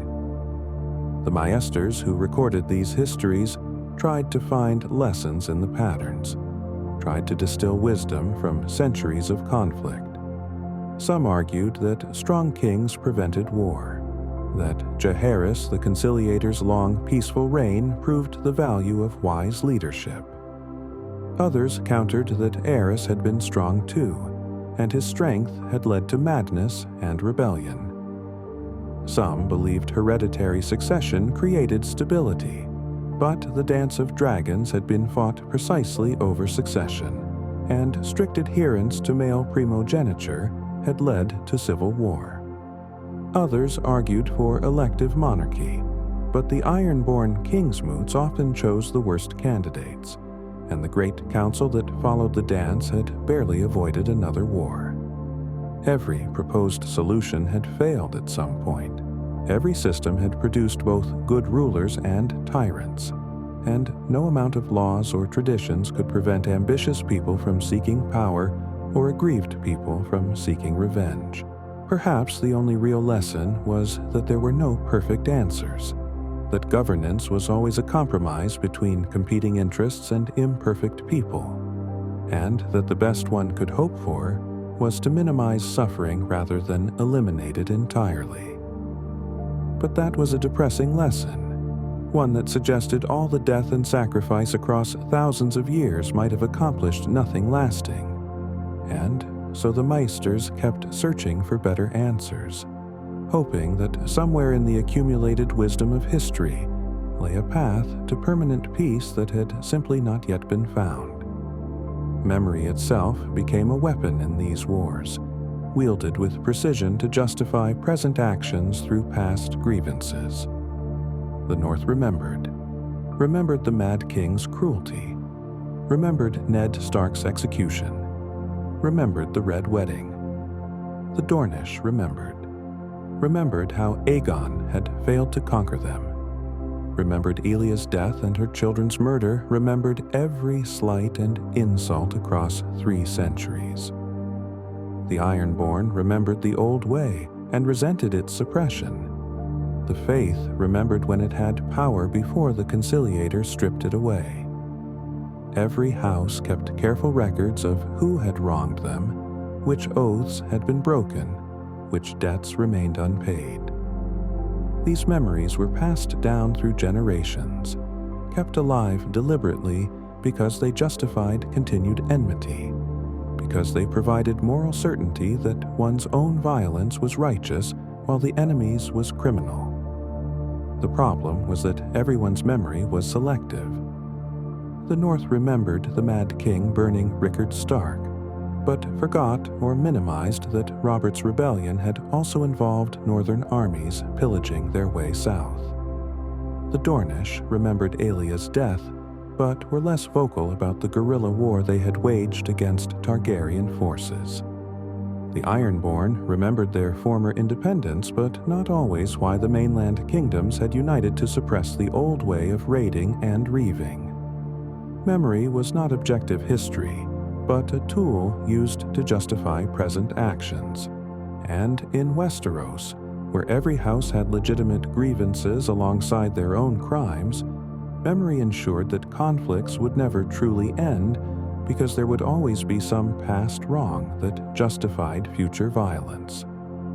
The physical scars of war marked the landscape as permanently as the psychological scars marked the people. Harrenhal stood as a melted ruin, its stones fused by dragonfire during Aegon's conquest, a monument to what happened when you defied dragons.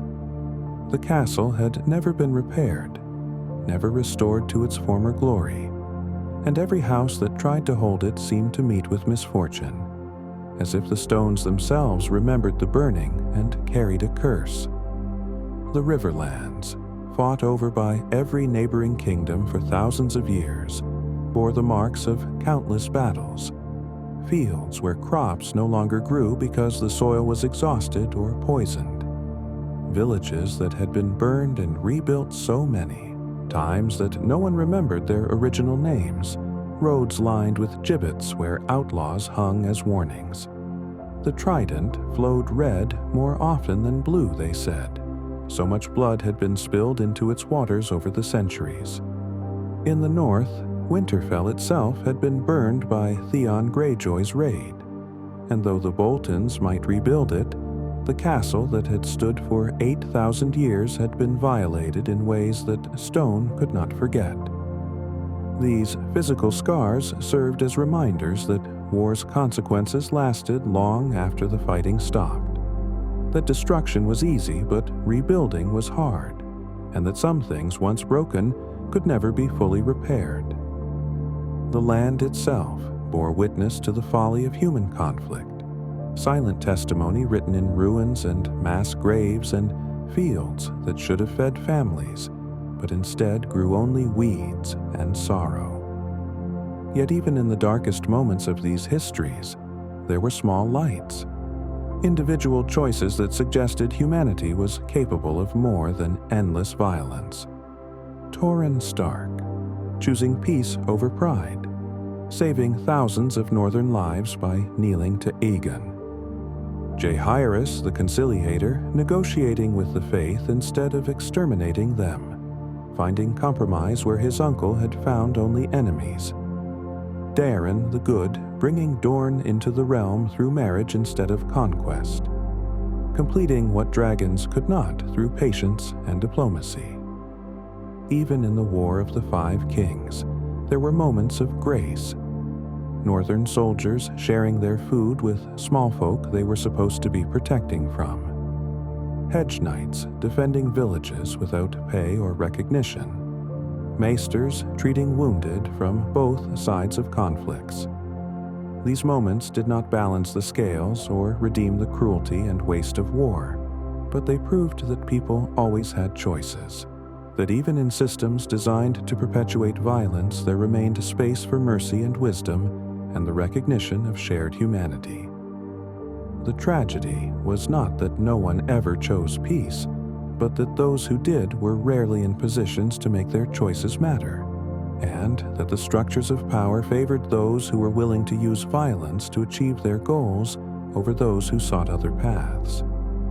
The small lights existed, scattered through the darkness, but they were not enough to illuminate the way forward, and so the wars continued and would continue until something fundamental changed, or there was no one left to fight. The Maesters who compiled the histories often debated whether individuals shaped events or events shaped individuals, whether the wars would have happened differently if different people had been born to power, or if the structures of Westeros made conflict inevitable regardless of personality. Would Robert's rebellion have occurred if Aerys had not gone mad? Or would some other spark have ignited the realm eventually? Would the dance of dragons have been avoided if Viserys had named Aegon his heir instead of Rhaenyra? Or would brother and sister have found some other reason to tear the realm apart? Would the War of the Five Kings have happened if Ned Stark had been less honorable or Joffrey less cruel? These questions had no answers, only speculation, but they revealed a deeper truth about power and human nature. The structures of Westerosi society, hereditary monarchy, feudal oaths, honor culture, the emphasis on male inheritance, created incentives for violence, rewarded aggression, and punished compromise. In such a system, peaceful succession was the exception rather than the rule, and it required not just one good person, but a chain of fortunate circumstances that rarely aligned. The Maesters could chronicle the wars and name the participants, but the underlying causes ran deeper than individual choices, embedded in the very fabric of how power was distributed and maintained. Until those structures changed, the wars would continue. Different names and different banners, but the same fundamental conflicts playing out across generations. The Iron Throne itself seemed almost cursed, as if the uncomfortable seat Aegon had forged from enemy swords carried within it the violence of its creation. King after king sat upon it, and rare was the one who died peacefully in their bed. Aegon, I built it, and died of a stroke. His sons and grandsons fought over it, died on it, or were murdered for it. The Dance of Dragons killed most of a generation of Targaryens, all fighting over who should sit that twisted mass of metal. The Blackfyres spent 64 years and 5 rebellions trying to claim it. Aerys went mad while sitting on it, burned men alive from its height, and died at its foot, killed by his own guard. Robert won it, but found no happiness there, drowning his disappointments in wine and other women. Joffrey sat it briefly and died choking at his own wedding. The throne had been designed to be uncomfortable, to remind kings that ruling should never be easy. But perhaps Aegon had succeeded better than he knew. The throne seemed to make everyone who sat it miserable, and the pursuit of it had cost hundreds of thousands of lives across 3 centuries. Sometimes the throne cut those who sat upon it, drawing blood from careless kings, and men whispered that the throne itself judged who was worthy. But perhaps the real judgment was simpler, that any symbol of power so soaked in blood and violence would naturally attract those willing to use blood and violence to claim it, and that the throne did not make rulers cruel so much as cruel people were drawn to seek it. An endless cycle of ambition and suffering with no clear beginning and no end in sight. The concept of legitimacy, who had the right to rule and why, shifted like sand beneath every conflict. The Targaryens claimed divine right, the blessing of dragons, blood purity maintained through incestuous marriage.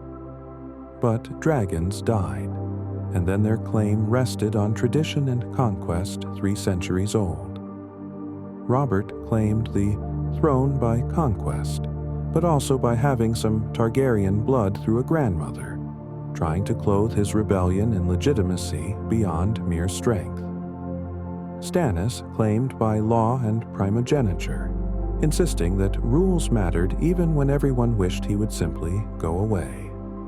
Renly claimed by popular support, arguing that being loved was more legitimate than being technically correct. Robb Stark's bannermen claimed that the North had never truly yielded, that their oaths of fealty had been extracted under threat and meant nothing when the crown proved unworthy.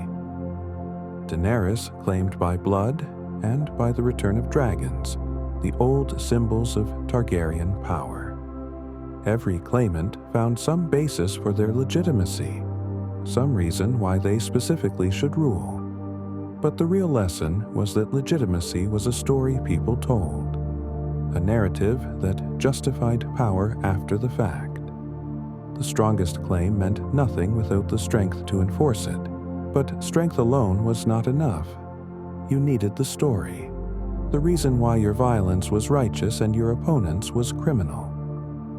Westeros had spent centuries fighting over these competing narratives, and the wars would continue as long as someone could craft a compelling story about why they deserved power more than whoever currently held it. The role of women in these wars revealed both their marginalization and their agency in navigating systems designed to exclude them. Women could not inherit the Iron Throne if a male heir existed, as Rhaenyra learned when her claim sparked the Dance of Dragons. They were married off as political tools to cement alliances their fathers or brothers negotiated. They were hostages and prisoners, held to ensure their male relatives' compliance. Yet within these constraints, women found power. Visenya and Rhaenys conquered Westeros alongside Aegon, dragon riders and warriors in their own right. Rhaenyra fought a war that destroyed the dynasty, but proved that women would not accept exclusion without resistance. Catelyn Stark's capture of Tyrion Lannister set off the chain of events that led to war. Cersei's choices shaped the War of the Five Kings as much as any man's decisions. Olenna Tyrell, the Queen of Thorns, orchestrated moves that kept her house ascendant through multiple regime changes. Daenerys freed slaves and rode dragons, building power in a way no woman in Westeros had managed since the dance. The faith's restrictions on female power, the inheritance laws that favored sons, the cultural assumptions about women's proper roles. All these constrained what women could do openly, but could not eliminate their influence entirely. Some worked through their husbands or sons, others found ways to exercise power directly despite the rules, and a few simply broke the rules and dared the world to stop them. Their stories were often written in the margins of histories focused on male violence, but the wise understood that the wars could not be fully understood without accounting for how women navigated, resisted, and sometimes perpetuated the systems that oppressed them. The wars transformed religion in Westeros as surely as they transformed politics. The Faith of the Seven had made peace with secular power during Jaehaerys' reign, accepting that the crown would rule while the faith would guide moral matters. But the wars revealed the fragility of that arrangement. When kings proved unjust, when the powerful preyed on the weak with impunity, when the structures of law failed to protect the innocent, people turned to the gods with renewed fervor. The High Sparrows movement drew strength from the suffering the wars had caused, from the refugees and broken men, from those who had lost everything and needed to believe that someone cared about justice, even if earthly rulers did not. The rearming of the faith militant was a direct result of war-induced desperation. Cersei had granted them weapons thinking she could control them, but religious movements, once unleashed, follow their own logic rather than the calculations of those who empower them. The Sparrows began judging everyone, high and low, by the same moral standards, and suddenly nobles found themselves subject to laws they had thought applied only to small folk. It was a dramatic shift in the balance of power, religion reasserting itself against secular authority for the first time in 300 years. Whether this would lead to reformation or simply to a different kind of tyranny remained to be seen. But the wars had definitively ended the comfortable arrangement where religion blessed power without constraining it. Each war produced its ballads and songs, its heroes and villains immortalized in verse. But the songs rarely matched the reality of what had occurred. The singers made Demon Blackfire into a golden hero when he had actually been a traitor who plunged the realm into civil war. They sang of Robert's great love for Lyanna, when in truth he had barely known her and had been unfaithful to her memory before her body was cold. They romanticized battles where thousands died screaming, transforming horror into glory, making murder sound noble when wrapped in the language of honor and duty. The songs served a purpose. They helped people make sense of chaos, gave meaning to suffering, allowed the survivors to believe their losses had been for something worthwhile. But they also perpetuated the cycles of violence by making war seem glorious rather than tragic, by suggesting that dying in battle was the highest achievement rather than a waste of life that should have been spent farming or building or simply living.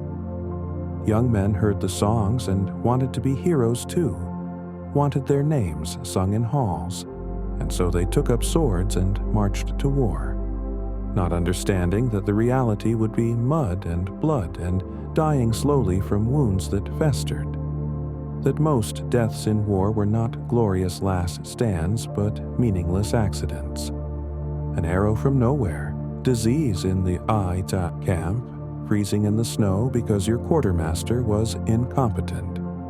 The songs lied, but people needed the lies to endure what they had suffered, and so the lies persisted, and new generations marched to war still believing that glory awaited, rather than simply more mud and blood and suffering that would be transmuted into lies for the next generation. Winter itself had finally arrived in full force, the deep cold that the North had always warned about, and it cared nothing for human conflicts. The White Harbor merchants reported that the seas were beginning to freeze, that trade ships could no longer reach certain northern ports. The snow fell constantly in some regions, piling so high that entire villages disappeared beneath it. Their inhabitants either fled south or dead in collapsed houses.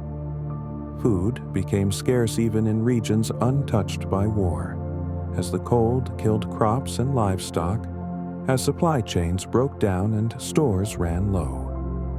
The wars had prevented proper preparation for winter. Farmers had been unable to plant because armies trampled their fields. Lords had been unable to stockpile food because they were feeding soldiers instead of storing grain.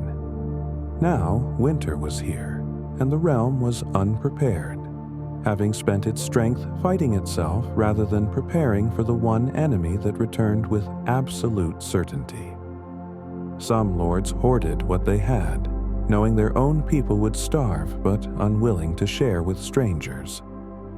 Others tried to distribute food fairly and watched helplessly as it ran out months before spring would come. The harsh truth was that many people would not survive this winter, that the wars had ensured it, and that those deaths would be as much casualties of human conflict as any soldier who fell in battle. Winter did not care about legitimacy or honor, or which house ruled which castle. Winter only cared that it was cold, and that humans were fragile creatures who could not survive without food and warmth and shelter, all of which the wars had destroyed. The children who grew up during these wars would carry the trauma forward into their own adulthood, shaping the next generation's choices in ways no one could fully predict. Sansa Stark had watched her father executed, been held hostage by those who killed her family, endured abuse and manipulation, and learned that the songs lied about knights and honor. Arya Stark had wandered the Riverlands watching endless atrocities, learning to fight and kill, becoming something harder than the girl who had left Winterfell. Bran Stark had been crippled and hunted, his home destroyed, forced to flee north beyond the Wall into the unknown. Rickon was too young to remember peace, knowing only war and flight and fear. Tommen Baratheon had watched his brother die choking at a wedding and been placed on a throne he never wanted. A gentle boy forced into a role that required hardness. Myrcella had been sent away as a hostage, a pawn in games she did not understand. These children, and thousands like them, would grow into adults shaped by what they had witnessed, and their choices would shape the next cycle of Westeros's history. Some would seek peace, traumatized by what they had endured, and desperate to prevent similar suffering. Others would seek revenge, nursing grudges and waiting for chances to settle scores. Still, others would simply be broken, unable to function in a world that demanded strength from those who had none left. The wars consumed one generation but shaped the next, ensuring that even when the current conflicts ended, their echoes would continue, rippling forward through time like waves from a stone thrown into still water. The Maesters predicted that historians a century hence would look back on this period as they now looked back on the Dance of Dragons, as a time of madness when the realm nearly destroyed itself, a cautionary tale about the dangers of succession disputes and unchecked ambition. But those living through the wars could not afford such detached perspective. For them, it was not history, but immediate survival, the next meal and the next threat, and whether they would live to see another sunrise.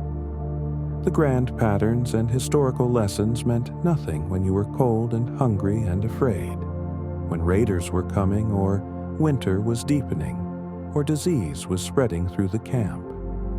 History was something that happened later, after the suffering was over, when survivors tried to make sense of what they had endured.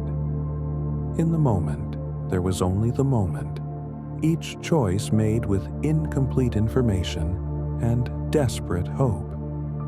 Each action spawning consequences no one could foresee. The Maesters would write that the War of the Five Kings resulted from Cersei's adultery and Robert's death, would trace causes and effects in chains of inevitability. But for those who lived it, nothing was inevitable. Each morning brought new choices and new uncertainties, and only in retrospect did the path seem clear. Only after the fact did the random walk of events take on the appearance of destiny.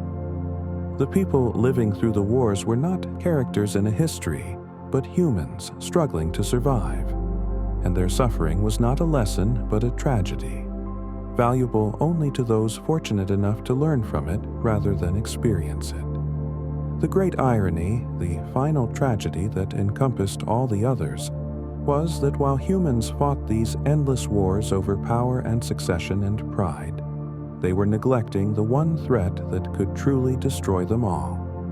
The White Walkers beyond the wall, the others spoken of in ancient texts, were not legend but reality, patient and cold and inexorable.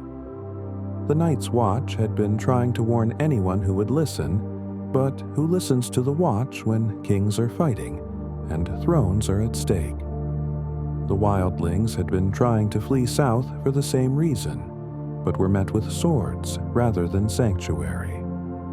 The realm's greatest minds were occupied with battles and schemes and political calculations when they should have been preparing for existential threat.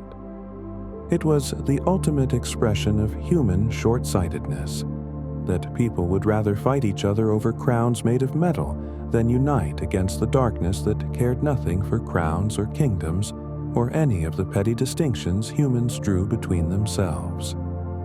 The wars of Westeros were a distraction from what truly mattered, a massive expenditure of resources and lives on conflicts that would seem meaningless if the long night returned, and there was no one left to remember who had sat which throne. But humans were what they were, creatures of immediate concern and tribal loyalty, unable to unite until threat was immediate and undeniable, and perhaps by then it would be too late, and all the history and songs and carefully kept records would be covered by snow and ice and forgotten silence.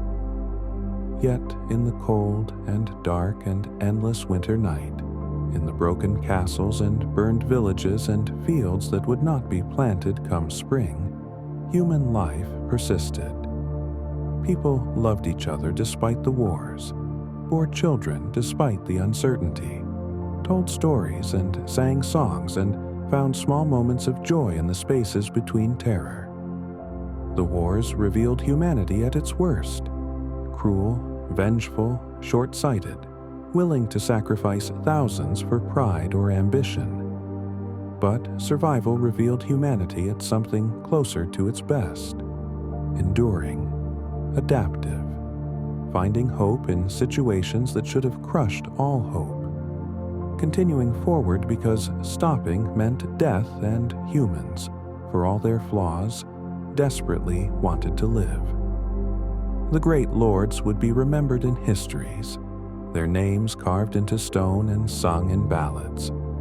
But the true heroes were nameless, the farmers who planted again after armies destroyed their crops, the mothers who kept children alive through famine, the healers who treated wounded from both sides, the ordinary people who chose kindness when cruelty would have been easier, who helped strangers when they could barely help themselves, who maintained their humanity even when the world around them had descended into inhumanity.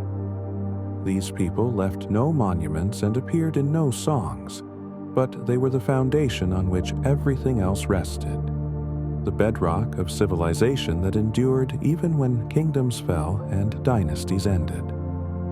The wars destroyed much, but they could not destroy the fundamental human capacity to endure, to hope, to build again after destruction. That capacity was Westeros's real strength, not dragons or armies or clever schemes, and as long as it endured, the realm would survive even the darkest nights and longest winters, waiting for the spring that must eventually come, however distant it might seem when the snow fell silent on empty battlefields, where once armies had clashed and now only the wind remembered.